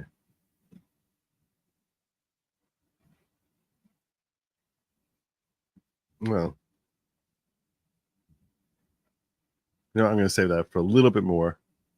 But I am going to introduce this next topic to something else that I found that was funny. Well, bring it in pretty quickly. Apparently, other news that happened this weekend. The U.S. State Department has issued a level 4 dire warning to not travel to Haiti. That's right, Haiti. Why? Due to violent crime and kidnappings. So you can't go to that country because there's violent crime and kidnappings there. The same administration has overseen the importing of hundreds of thousands of Haitians into the U.S. interior. And this is part of the myth that as far as like, oh, once they're here, everything's going to be fine. They're going to be fine when they're here. And I certainly don't want anyone to misunderstand what I'm saying. I'm not saying that all or even the majority or, a significant percentage of Haitians, more statistically, I'm simply, more that are statistically observable are uniquely different from any other populace. I'm simply saying whatever culture they're having there, you got to assume that whatever percentage of people are engaged in that culture in Haiti, probably coming across our border too. If you go to Haiti, I'm sure not everyone's going to kidnap you. Sure, most people won't kidnap you, but there's a certain percentage there. And just thinking that we're going to transport them over here, that all of a sudden their cultures are going to change, that they're going to be like a very different type of person once they cross the border is insane. It doesn't make any sense at all. There's a song which really I think drives this point home that I found that I just want to share with you. So, and this is that song. In Springfield, they're eating the dogs, they're eating the cats. Eat the cat, eat the cat. They're eating the dogs, they're eating the cats. Eat the cat, eat the cat. They're eating the cats, they're eating the dogs. Eat the cat, eat the cat, eat the cat, eat the cat. Seeing red, so don't push me. Ain't Donald Trump trying to grab him by the... Said it was some Haitians, somewhere out in Springfield. Women doing cartwheels. Have you seen Garfield? Eat the cat. Have you seen Snowball? Have you seen Snowball? It's about to snowball. Look at that Springfield background they got there. That Simpsons background there. I'm about to go off. I can't let this go on. Miss me like an airball. Tell me where my cat is coughing up like a hairball. I gotta tell them if they even put the fingernail on Santa's little helper to turn them to hamburger helper. Somebody better help them, cause I'm going to jail for showing them fellas helter skelter. Usually I'm content, but if you touch my dog, then I'm turning into John Wick. I'm lit. Bird better drop it. If you touch my pet, then I'm pulling up like CrossFit. They're eating the dogs, they're eating the cats. Eat the cat, eat the cat. They're eating the cats, they're eating the dogs. Eat the cat, eat the cat, eat the cat, eat the cat. It's a shame, it's a pity. Gone overseas where they said Hello Kitty. But it ain't there, it's right here in your city. When I turn my back, now the cat goes missing in the where my peoples is at. Does anybody know where he flipping at? Cause I heard they putting claws on felines, I'm mad. And my cat disappeared just like Felix the cat. And they got paid back. Thought she was a goner, but the cat came back. If you ain't a pussy cat, say drop that cat. Drop that cat. Drop that cat. Got paid back. Thought she was a goner, but the cat came back. If you ain't a pussy cat, say drop that cat. Drop that cat. Drop that cat. They're eating the dogs, they're eating the cats. Eat the cat, eat the cat. They're eating the cats, they're eating the dogs. Eat the cat. Drop that cat. There you go. There you go. There you go. Thought I'd share that with you. But still, Democrats don't want to slow down anyone coming in the border. As this guy points out, it's insane how far they've gone. You want to know how far they've gone? I'm gonna let Xavier explain it to you. Xavier.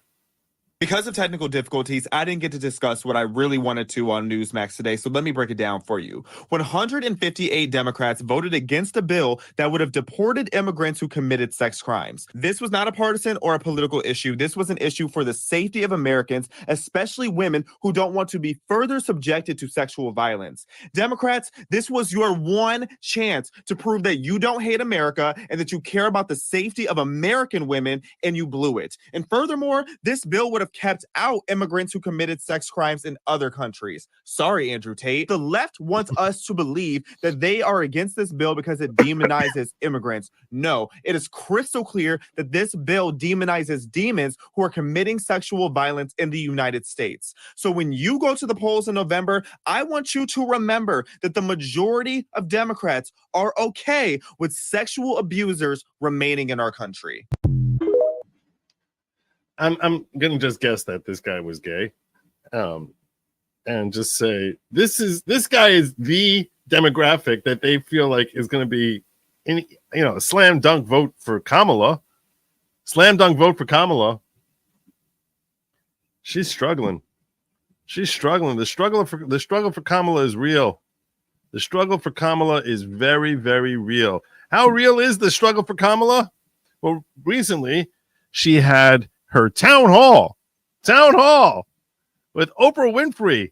The whole country tuned in to watch Oprah Winfrey and Kamala Harris in her town hall. You know what she had in the background? What's that? What's this? Teleprompter. That's right. Sitting there in the friendly confines of Oprah Winfrey, she has a friggin' teleprompter. That's for the America we deserve and deserve to live in.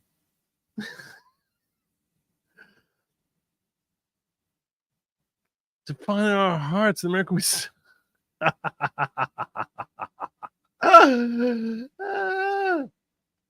God, seriously, how fake is this woman?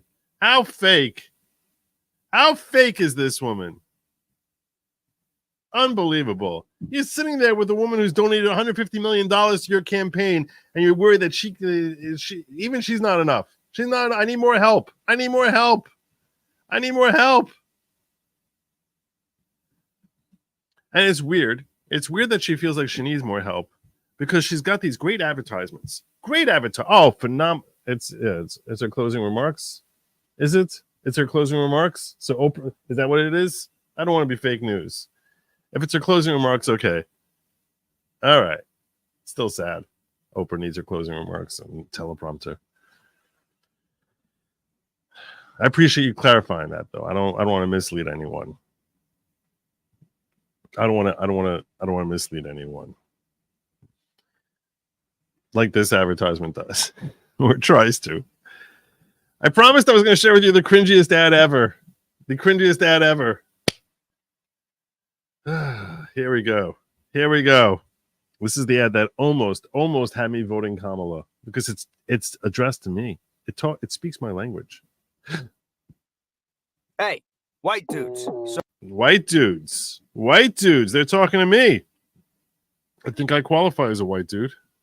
Dudes.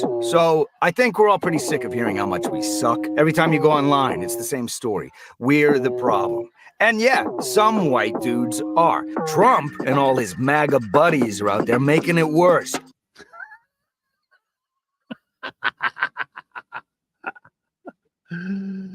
Shouting nonsense in their stupid red hats and acting like they speak for us when they don't. All they've ever done is screw us over. But if you're not on the MAGA train, where do you go? Isn't it? Where do you go? If you're not on the MAGA, where do you go? What do I do? Just swapping out one crappy option for another? Then it hit me. This isn't. Oh, that's when it hit you. Really? Is that when it hit you? You're like, I couldn't figure out if I'm not on the MAGA train. Where do I go? But then it hit me. It's about picking teams. It's about who's got a plan that's going to make life better for me and my family. So I've been doing my own research. Doing my own research about who has a plan about making life better for me and my family. Ding. And decided to check out Kamala Harris and Tim Walz. And before you jump down my throat, they're actually talking to guys like us. Oh, they're talking to guys like us. Oh, yeah, they're actually talking to guys like us. They are. They're talking to guys like us. No lectures, no BS. Oh. Just real solutions that protect our freedoms. Real solutions. Real solutions. And help us take care of the people who Let me list them all for you. matter. And honestly, I think Harris and Walz are the ones to make that happen. End of the day, you're your own man. It's your call. This is my favorite part, though. This is of everything they said here. How stupid this is. How they ripped this off from that guy. What's his name? Was it Timothy Lear? Is that the guy's name? The guy who used to like make commercials. I think they used his voice. The guy who made those truck commercials like 20 years ago. Hey, let's talking to like white guys over here. Hey. Did I get his name right? Timothy Leary. Maybe it's Timothy Leary. Let me see if I can find Timothy Leary commercial. Dennis Leary. That was it. Dennis Leary. Dennis Leary. Thank you. I think they got Dennis Leary. I don't know. Maybe they got some AI voice of Dennis Leary. Dennis Leary.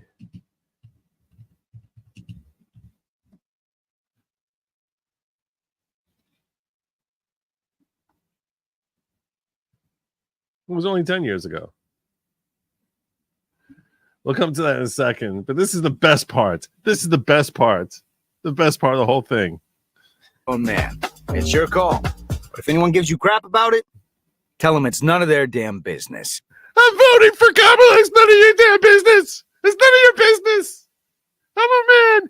And I'm voting for Kamala. I'm a white dude. And I'm voting for Kamala. It's none of your business. Somebody ask me who I'm voting for. It's none of your business.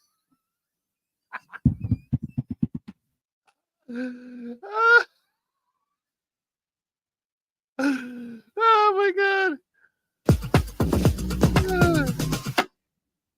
The comments. Hey, white dudes. I'm talking to you guys. Yeah, I'm one of you. Hey, white dudes. It's definitely a Dennis Leary thing. This is Dennis Leary. Okay, when you're on the job, you're making tough decisions around the clock. Well, here's an easy one. Ford F-Series. It's a fact. On average, every 42 seconds. So they're like, oh, let's get Dennis Leary in here. Someone forks over their hard-earned cash to get one. No wonder they're the best. Hey, white guys.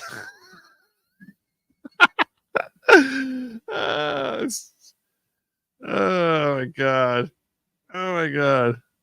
Timothy Leary was LSD. Yeah. It's 100% rip off of that, right? Okay. Anyway, the comments on this. Oh my god. So good. So good.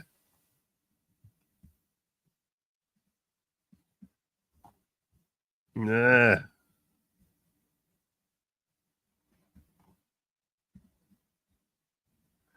As a black man, I find this racist toward my white brothers, Trump 2024. Anyone else here just for the comment section? Guarantee this ad was not written by a masculine male, but honestly, I'm here just for the comments. This ad helped me realize how pathetic it was that I was even considering voting for Kamala. What the F were you guys thinking on this? This ad was definitely written by some Gen Z woman named... Let's get Dennis Leary's voice. Oh my god. And we'll have a little music in the background. Doom, doom, doom. Yeah, that's right. Policies. Because, I looked in. And if anyone asks you about it, say it's none of your damn business. None of your business. I mean, this is a whole lot of nothing, just like the candidate supports. How do you do, fellow white dudes? What was that thing? This Steve Buscemi.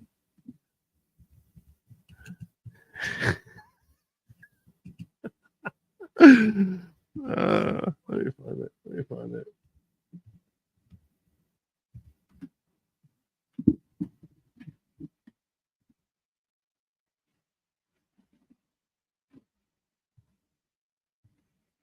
So you got mugged, huh, Mr. Donaghy? and you caught the guy who did it. Good for you. Oh no, Len. I can't watch all this. Otherwise, it's definitely gonna get hit. He ends up going undercover. Steve Buscemi ends up going undercover in a school. Force of very young-looking cops who infiltrated high schools. How do you do, fellow kids? What?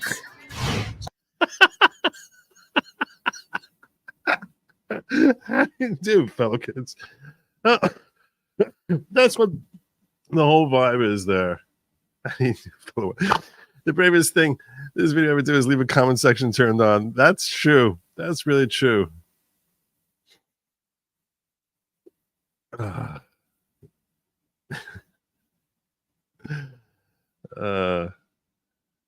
of touch and divisive.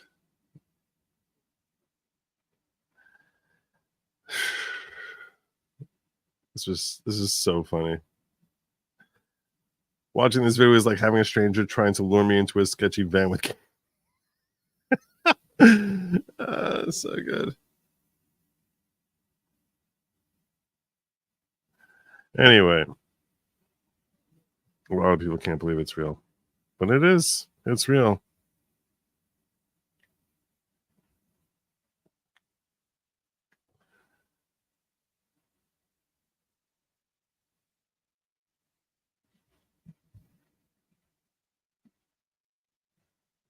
You can find how many downvotes it has. Really?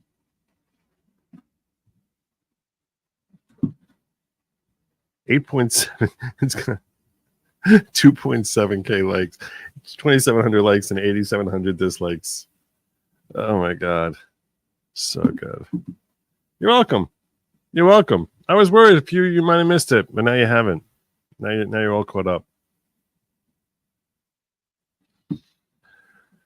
Whew.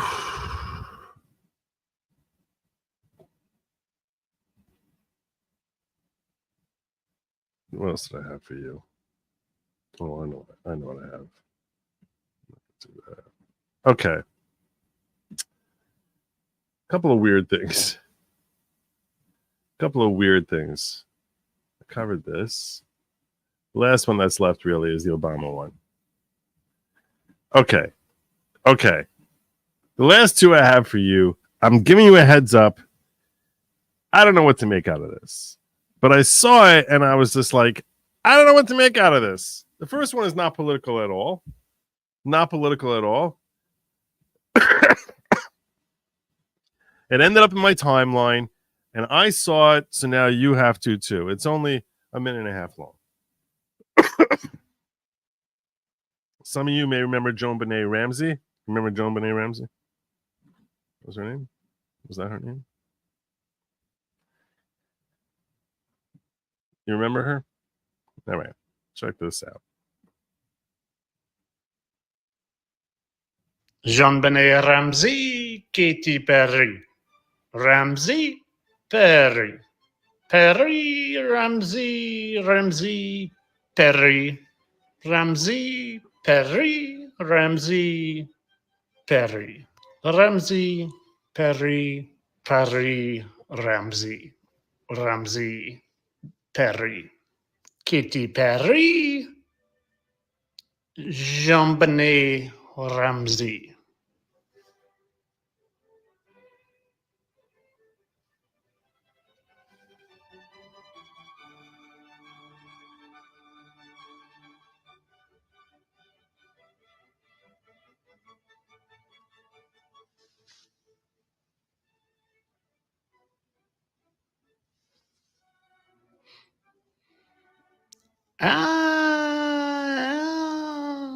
Katy Perry, Jean Benet Ramsey. Entertainment purposes, of course. I know they couldn't possibly be the same person because she died several years ago. And anyone that would ever question that is just a really, really big psychopath. Entertainment only.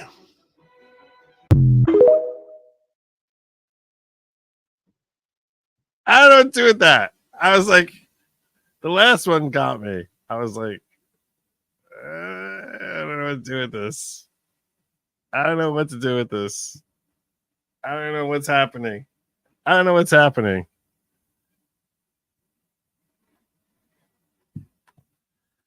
All right. Well, if you thought that one was not even close, you want a nutcase? Okay.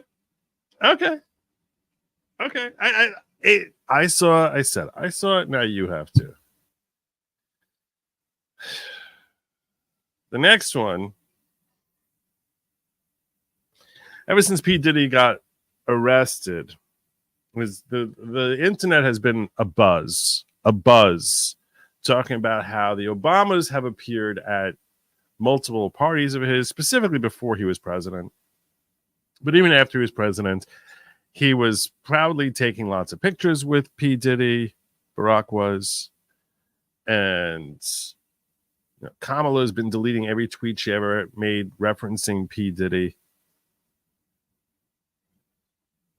And there's a lot of talk about this. I'm not saying I believe anything we're about to see. I'm starting with that. I'm not saying I believe anything that we are about to see. I am not sharing this for entertainment purposes. I am sharing it. You could say, Joe, why would you spread crazy perspectives? Some of you might say that. Joe, are you out of your freaking mind? What are you doing? This is why I even had in the beginning my opening here. Some people, this is where I can lose your channel kind of thing. I'm simply saying it ended up in my timeline and now it's in yours. It ended up in my timeline and now it's yours. I'll let you all weigh in. This is a longer video. This is a 15-minute video. From an agency, I should probably look up this agency for sure. Let's see how crazy this agency is. This is from TPV Sean. TPV Sean. So before we get into it, what is TPV Sean? Before you even see it, the People's Voice. So he's on Rumble. He's got 94,000 followers. He's not like some fly-by-night individual. Let's see how many followers he's got on Rumble. 84,000 followers on Rumble. Okay. And this is what he claims. This is his story.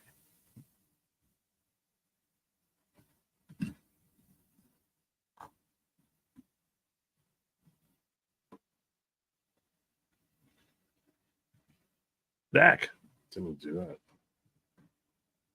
The FBI are scrambling to cover up damaging footage of the Obamas and other VIP elites engaged in depraved sex acts with minors, including underage. I missed a few.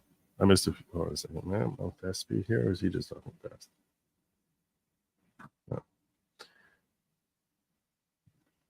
Did I see the guy who started the White Dudes for Harris? What was it, Vladimir Putin?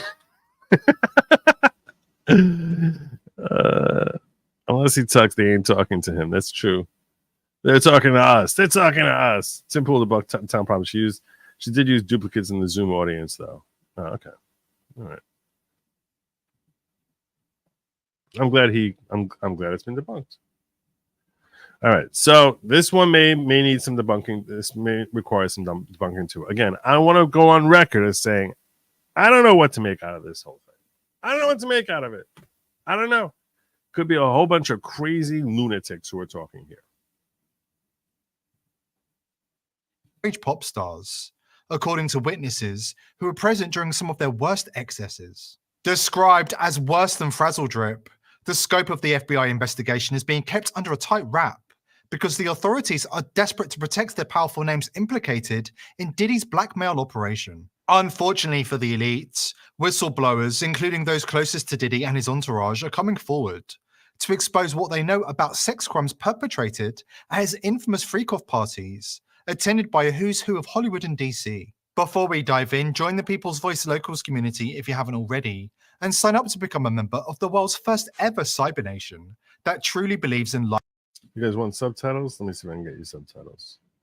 There ain't no subtitles. I can't get you subtitles. Can't do it. Life, liberty, and the pursuit of your dreams.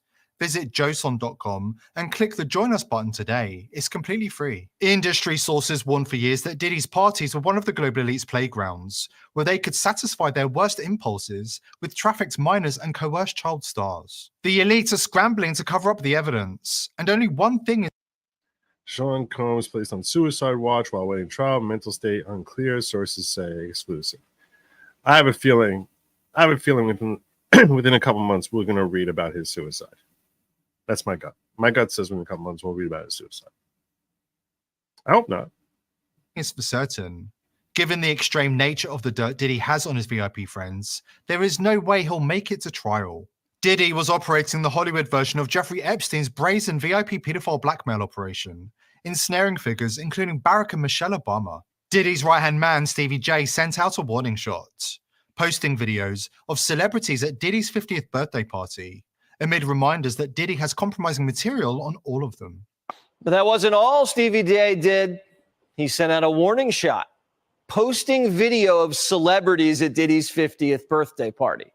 The Kardashians, Jay-Z, Beyonce, Kanye, Kevin Hart, every A-lister was there. And Stevie J wants to remind them. Which, by the way, he's the same age as me. So that's 4 years ago. Remember, the lawsuit says Diddy has compromising footage of everyone that went to his freak-off parties. Now, we're not saying this is a freak-off party or Diddy has compromising video on any of these people, but this is what Diddy's bodyguard said. I don't think it's only celebrities going to be shook. He had politicians in there. He had princes. I don't even know what it means. I don't even know what that word means.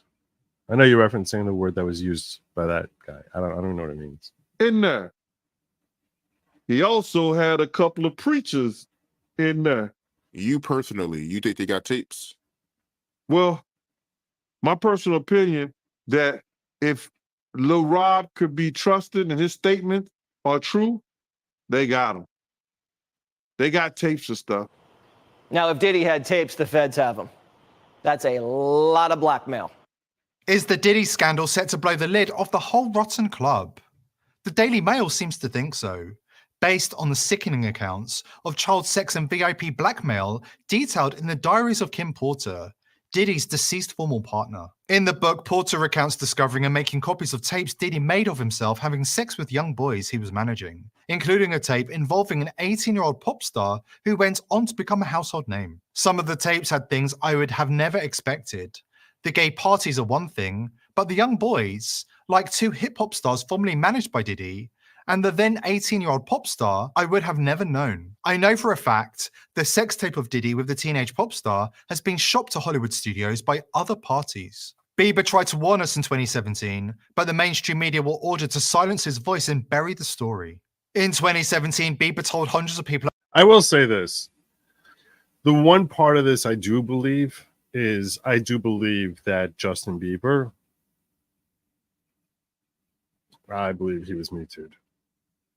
My gut says Justin Bieber was Me Too.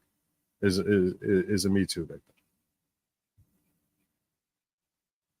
I mean, all of us have seen videos when he was just a young kid, like 15 years old, hanging out with P. Diddy, and P. Diddy is showing him, like, the fast life.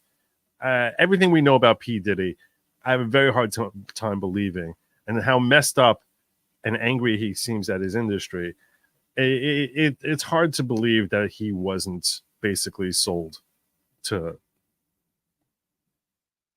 with the promise that you're going to be a big star, but that he was like basically. My gut says, that he was rush houred.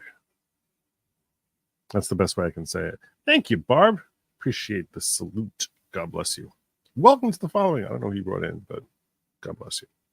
A Bible studies class in Los Angeles, that he'd woken up to the evils of the music industry, and he needed to get out because it's controlled by the absolute worst kinds of people, pedophiles. Describing a party attended by the upper echelon of the music business, including producers, power agents, and international financiers, Bieber described the sexual abuse of young children who had been brought to the party for the sexual gratification of the industry elites. I should have mentioned that this segment is NSFW. I should have mentioned that. I forgot just how overt they are. Yeah, this stream went yellow. It might go worse than that.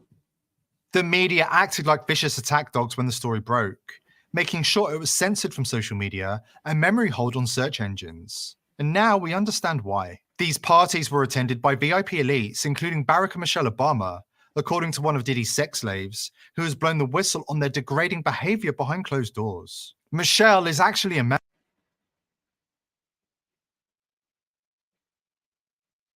When I got to this point, I was like,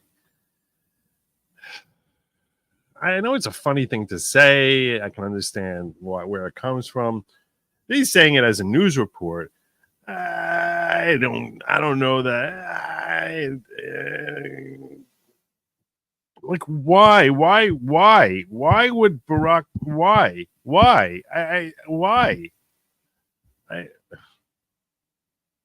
man, according to the whistleblower, and she raped Justin Bieber and other minors on at least 2 occasions.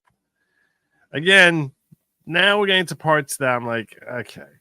Now I get very cynical at this point. Occasions, including once on camera. I was 15 when I was drawn into his orbit. I was picked up on the street by one of his fixers. He promised to make me a star because he said I had the right look to be artist. But instead, I became his prisoner, a sex slave in a world where his rich and powerful friends indulged in the kind of things most people cannot even imagine. At first, it was kind of, fun. I was introduced to big names in the industry, got invited to exclusive parties, and took selfies with famous pop stars. But as I got closer to Diddy, things began to shift. The parties I attended weren't just about having fun. They were private gatherings where the... Now, and I was there with you. And having some guy talking into a voice changer thing with no face is, that could be like his producer for all I know. I don't know what this is. He gets very detailed, though. And you're going to see a woman who puts her face on camera making serious allegations. That's the only that gives it more credibility. That doesn't mean it's true. It doesn't mean it's not completely made up by some lunatic. But we're gonna hear from a woman who claims very serious things about individuals who have already been mentioned. Rules of the outside world didn't apply. The rules were that you had to break the rules. Young people like me, models, aspiring artists, and actors were brought in, told we were special and chosen, but we were just pieces of meat. I met Justin when he was still a 15-year-old kid, around the time he was hanging out with Diddy and Usher. I think I was drawn to him because of how overwhelmed he seemed, almost more shocked by what was happening around us than I was. He wasn't like the others. He still had this innocence, and I could see he was trying to make sense of it all, just like I was. But I think it was his innocence that attracted the pervs too. He was their favorite. Everybody had to have a piece of Bieber. He used to kind of like just zone the fuck out. My therapist says it's a form of disassociation. Some people do it when they are deeply traumatized. After a party, Justin would claim he couldn't remember anything, even when there were super famous people at the party like the Obamas, and they had both been intimately involved with him. You've got to understand what these parties were all about. They were sex parties, no holds barred. See, this is very serious claims that they're making, like really serious claims. You telling me I need to shut this thing down? Is that what your DMs are telling me? Joe, shut this down before you get taken off the internet.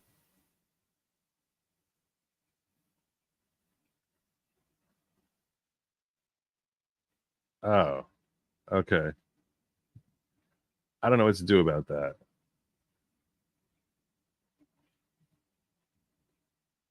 Or it could be that he's just, messed up life in general. I appreciate the heads up there. I checked my DM. But it wasn't just consenting adults getting freaky. These were freak off parties. The more deranged, the better. I want to skip ahead. I'm going to skip ahead because just so we can get to the two parts here of people actually talking. This is the first one.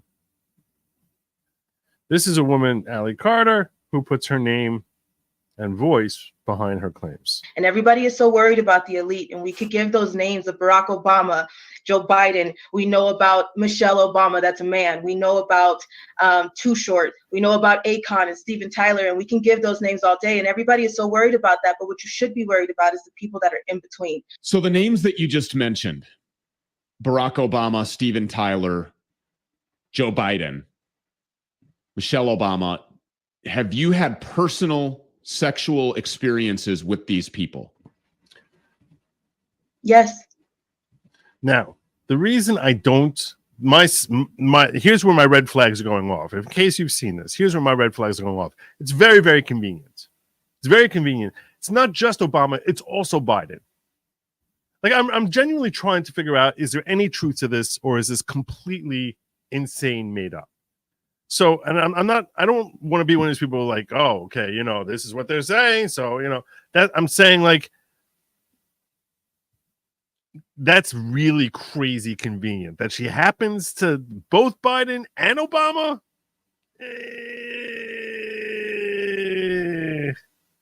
It's very convenient. That's very, very convenient. These people participated in sex abuse firsthand with you. Yes. Can you tell that story? Because that's important for people to understand and to know. And to this point, I don't think a national platform has given you the opportunity to say those things. I know a lot of you are saying that Biden has shown an affinity for very young girls. We've all seen the unsettling video of him sniffing and all that other stuff. But they both are there. They're both there. I mean, that sounds kind of crazy. Can you picture P. Diddy being like, "Hey, Joe"? You picture Joe Biden hanging out with P. Diddy? I got a hard time buying that one. I got a hard time buying it. I have a hard time buying that. Given Hunter's laptop, the apple probably doesn't fall far from the tree. Thanks for covering this. It will all come out. I don't know. I don't know if it's all going to come out. I'm sure that there are people working very hard to make it not come out. If it's true, there are people working very, very hard to make sure it never comes out. I want to call to your attention and express why I have cynicism, but like also say, like, I don't know. I'm just saying, like, the fact that people are putting their name on it, when a guy's just talking into like a voice changer thing and doesn't show his face, that literally could be that show producer. I don't know who that guy is, reading from a script. But this is a woman who's at least putting her name behind it. She can be, vetted. No, because everybody is complicit. Everybody is complicit. It is covered up by your local FBI. It is covered up by your local police department. It is underground tunnels. There's a whole world. Chrissy Teigen also admitted on camera to bizarre sex antics involving the Obamas. For the record, now this is the Chrissy Teigen thing. Actually, I think to me, this that he's about to share gives more credibility than that woman just now or anything. This is to me like, okay, don't tell me this is nothing. Don't tell me there's nothing here at all. When you hear Chrissy Teigen and you see how she has an appetite for youthful individuals in this tweet, and then you put that together, which I admit, putting it together with the video clip they're about to share is not necessarily an accurate way to do it. But this is the same Chrissy Teigen who has tweeted the following statements, appearing to admit to a sexual interest in children. I'm about to Anthony Weiner this kid. Seeing little girls do the splits half naked is just, I want to put myself in jail. Unbelievable. I just saw a baby that looked like a porn star, like a trashy do anything porn star. Is this wrong to think? She's a sick woman. Yes, it's very, very wrong. There's something wrong with you. There's something very, very, very wrong with you. Just pick it out. And now this is the video clip. And watch what this is Usher, I think, right? Is that I don't even know who this is. This is some star, whatever. But well, this is Chrissy Teigen over here in the white thing that she couldn't afford enough material, and the statement she's about to make now. I don't believe that she's acting. She ain't no actress. I don't believe she's acting. I don't think she's making this up. What she's about to say. Read it and answer. Public place, you did it. Is this the best or the worst? What do you do? The best. Okay, the best. Probably the Obama thing. John, what's the? Oh God. Don't tell me she made that up. I mean, that was not she's making a joke. No one would make a joke. If you're on the left, you're not thinking to make a joke like that. She was answering honestly there. And his face.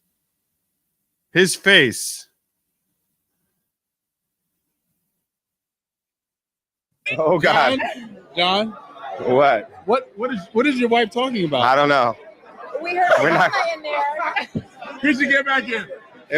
What happened? We're not going to discuss that. We're not going to discuss it? We're not. We're not. Oh my God. Secret Service. Come here, jump back in. Hi. Look at John. Look at Hi.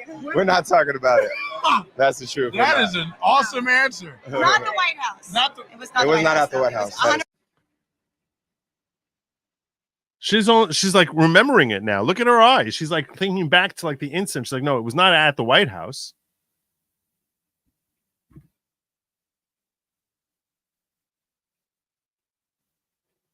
100% not. I promise. He was not elected yet. I promise he was not elected yet. Yeah. You wouldn't both be on the same page on this if nothing ever happened with them. So I'm sorry. I have a very hard time believing that this is all garbage.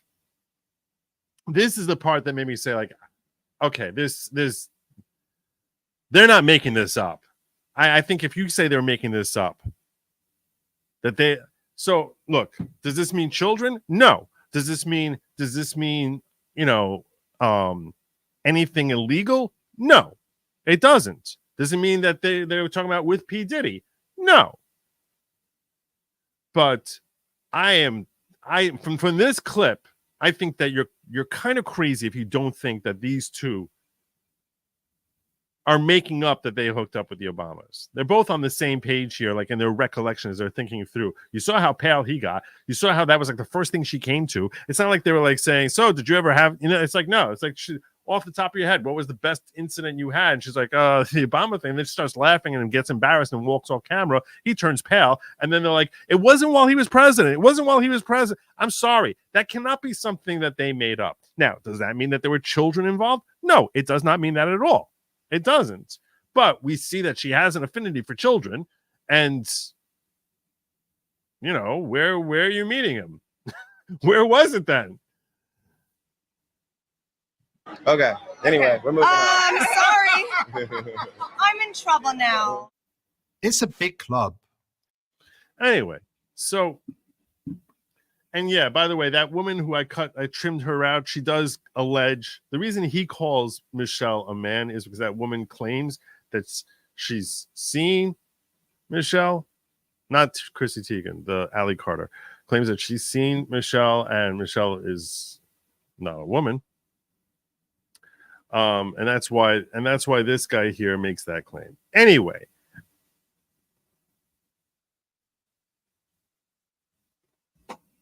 so where are we at on this? Where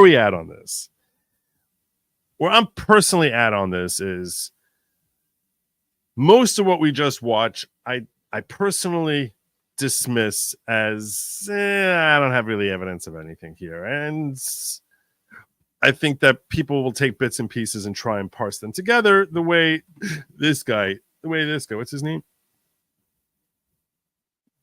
TBPV Sean. I don't know what his name is, but he's the people's voice apparently.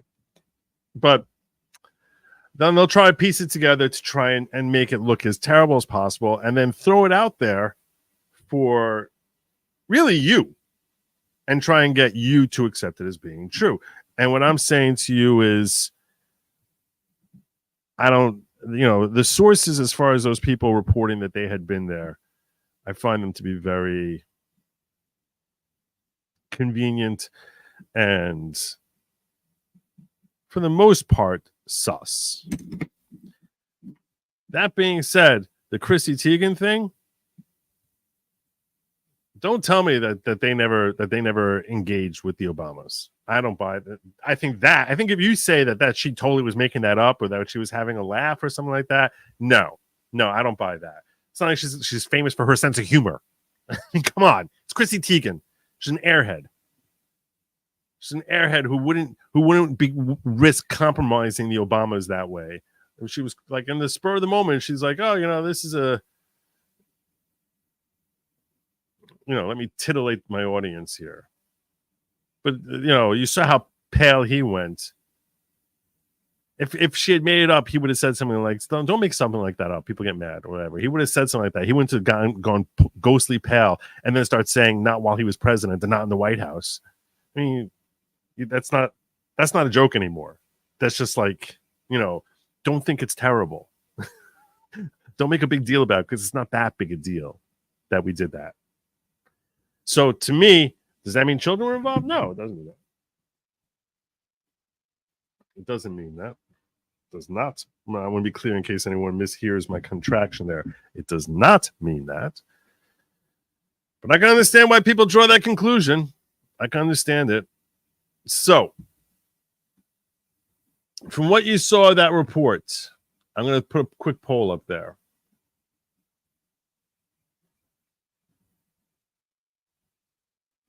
What you saw of that report, what percent do you think is accurate? Okay, so we have these claims. Okay, Chrissy Teigen engaging with the Obamas is one part. Michelle not being a woman is another. Children being exploited.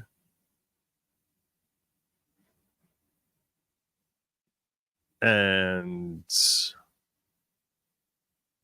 yeah, by these famous celebrities. We know, forget about P. Diddy. But children being exploited. Let's all anyone cares about really is the Obamas. So yeah, if you could please hit like and subscribe, I appreciate that.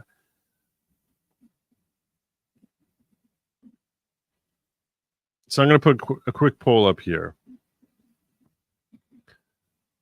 Start a poll.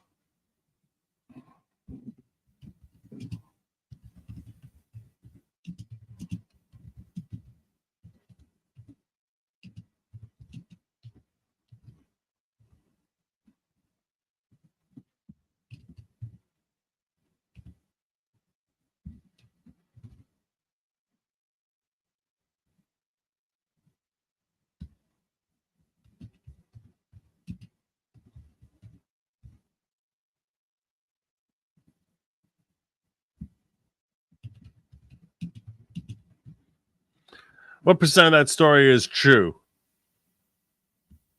I'm going to have none of it, all of it, small parts, or most of it.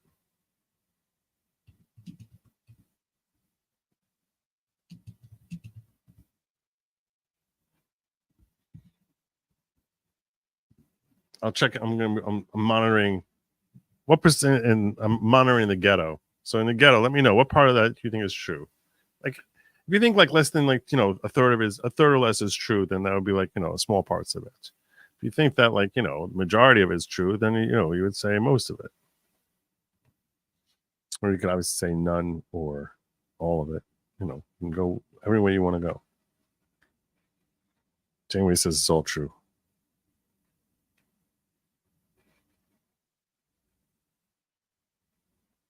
Most or all.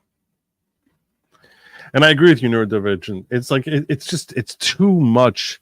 It's too spot on with what people want to believe is actually true. So there's a certain confirmation bias.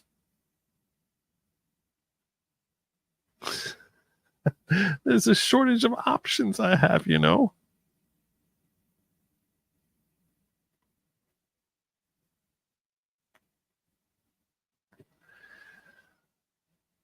7 ace, at least 75%.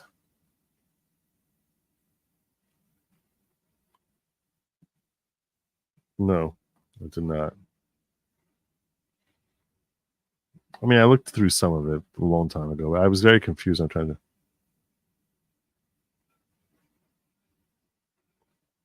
to. I'm sorry. I'm sorry. So you think it's mostly true, Tam?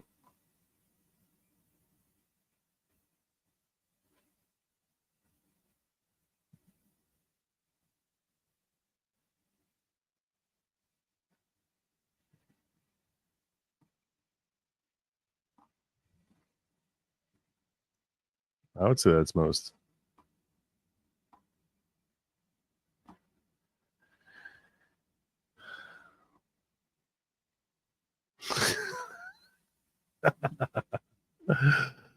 That's pretty funny.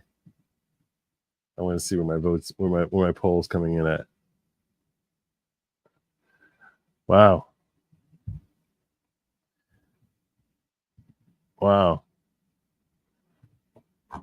I'm surprised by the early returns. Definitely not made up. In fact, it should sound normal by now because of how often these idiots try to use plausible deniability. Too bad you never checked out John DeCamp's documentary. It's my hero. It is too bad. On your own time, check out John DeCamp, F-Face, cool, and NYPD cat. I'll try, Greg. I'll try. Joe, abortion could be a federal issue based on the 14th Amendment. The court needs to define personhood. Tim Pool's argument. So I think you're probably behind. You're probably a little behind. You're probably a little behind, Mitch.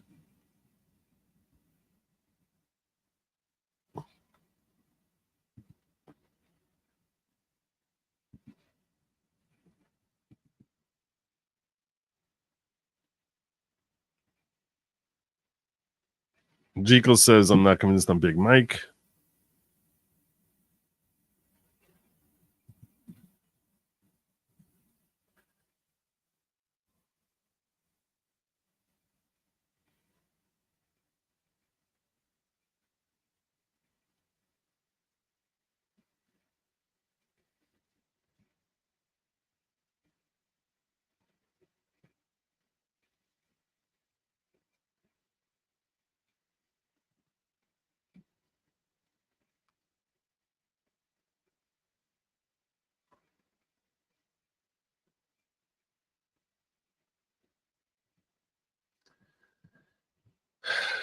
But here's the thing, Nance.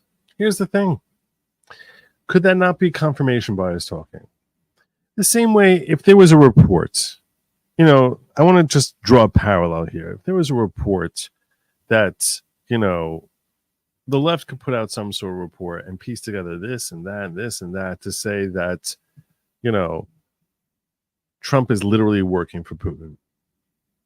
And try and take this little thing here, and here's where he said this, and here's where Putin did this, and here's where they met over here, and this is a thing that was overheard on a hot mic, or this and that. But it's very easy to find what you're looking for, and try and come to the conclusions that you're hoping are accurate, in order to think the worst of your enemies, and that's why I'm sharing it with you while at the same time saying it just seems this part seems really convenient. You have a guy here talking who basically is, a voice changer with no face. Or you have this woman here who's like, yeah, a Biden and Obama. It's like, really? Both of them?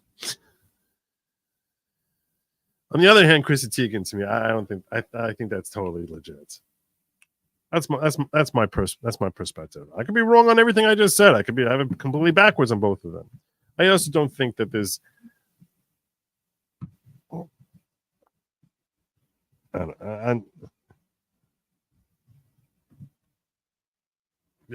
As far as like children with the Obamas, I don't know. I'd be quicker to believe that. I'm trying to think which is more likely to me. which is more likely to me?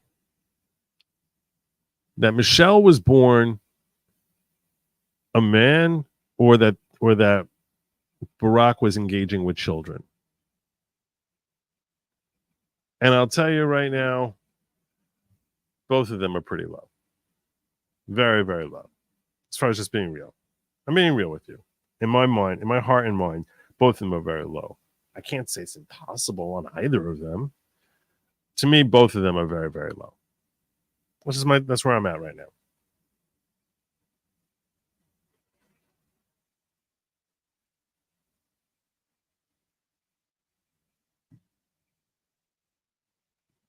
That could be. I accept that more than I'm just trying to be real with you as to where I'm at. I'm just telling you that's where I'm at. So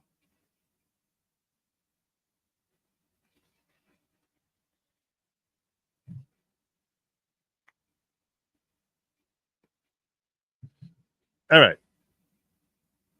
Anyway, I think I'm wrapping up my show. I think the plane's coming in. If you had like super chats you want to get my attention on something, you better move fast because we're running out of time. The clock is ticking. I know Paulie D has a lot he wants to share with me. I was going to do this whole thing on January 6th, but I'm not going to start that now. I'm already 2 hours and 20 minutes in, and it's like 4 o'clock in the morning. But there's a new bombshell report that came out now, which basically exposes that Trump did everything he could to secure January 6th. And people around him, including General Milley and Nancy Pelosi, were fighting him left and right to leave it as exposed as possible. And that's a new congressional report. But I'm just calling it to your attention. I'm not going to go through the whole thing right now. But all of that is consistent with what anyone who really was following it and cared to actually figure out what was going on with January 6th probably knows already. And others, like Paulie D, just want to engage in their confirmation bias to try and basically say, he's evil! He's evil! Kill him! Burn him! Anyway. So, I'm going to land my plane over here. Make sure, doing a quick once over through the ghetto. Make sure that I'm good over there. I have dark mode on a lot of things. You know, neurodivergent. It was telling me I need to have dark mode on YouTube. If I like having some in dark, some in light, it makes it easier for me to identify, am I looking at YouTube or am I looking at X? Am I looking at StreamYard? So I don't think I'm going to change YouTube over. I had it changed over to dark mode for a while, but anyway.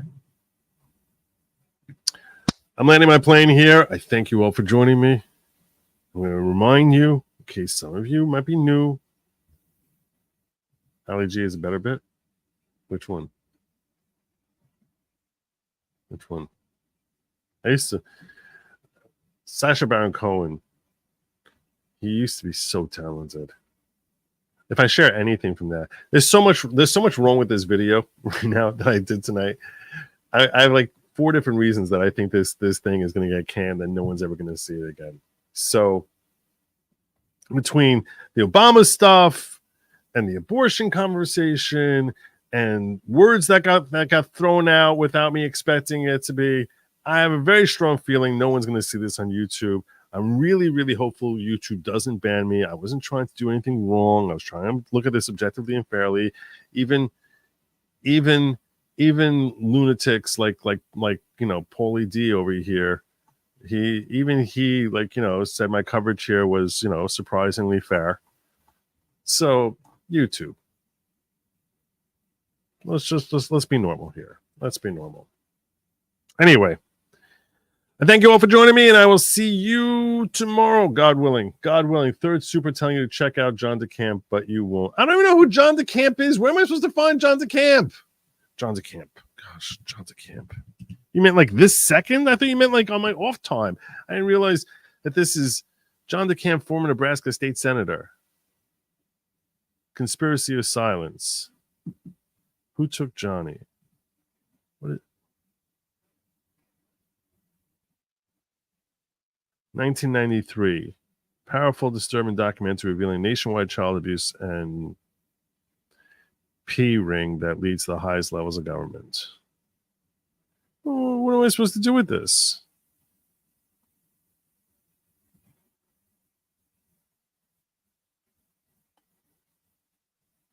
I definitely can't watch it on the air now. Look when I click on it, this is what I got. This is what I got. Yeah, so I'm not watching that now. What do you want me to do?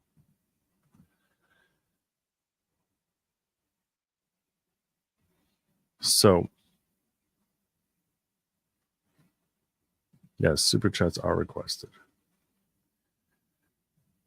All right. Well, I agree with this wholeheartedly, and part of that is why I'm always telling you don't eat lab meat. Just say 9.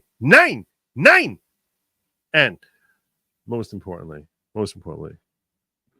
they're going to come. They're going to be pounding on your door. They're going to say, eat it. No, don't eat the bugs. No bugs. Don't eat the bugs. Have a good night, my friends. And as always, Godspeed.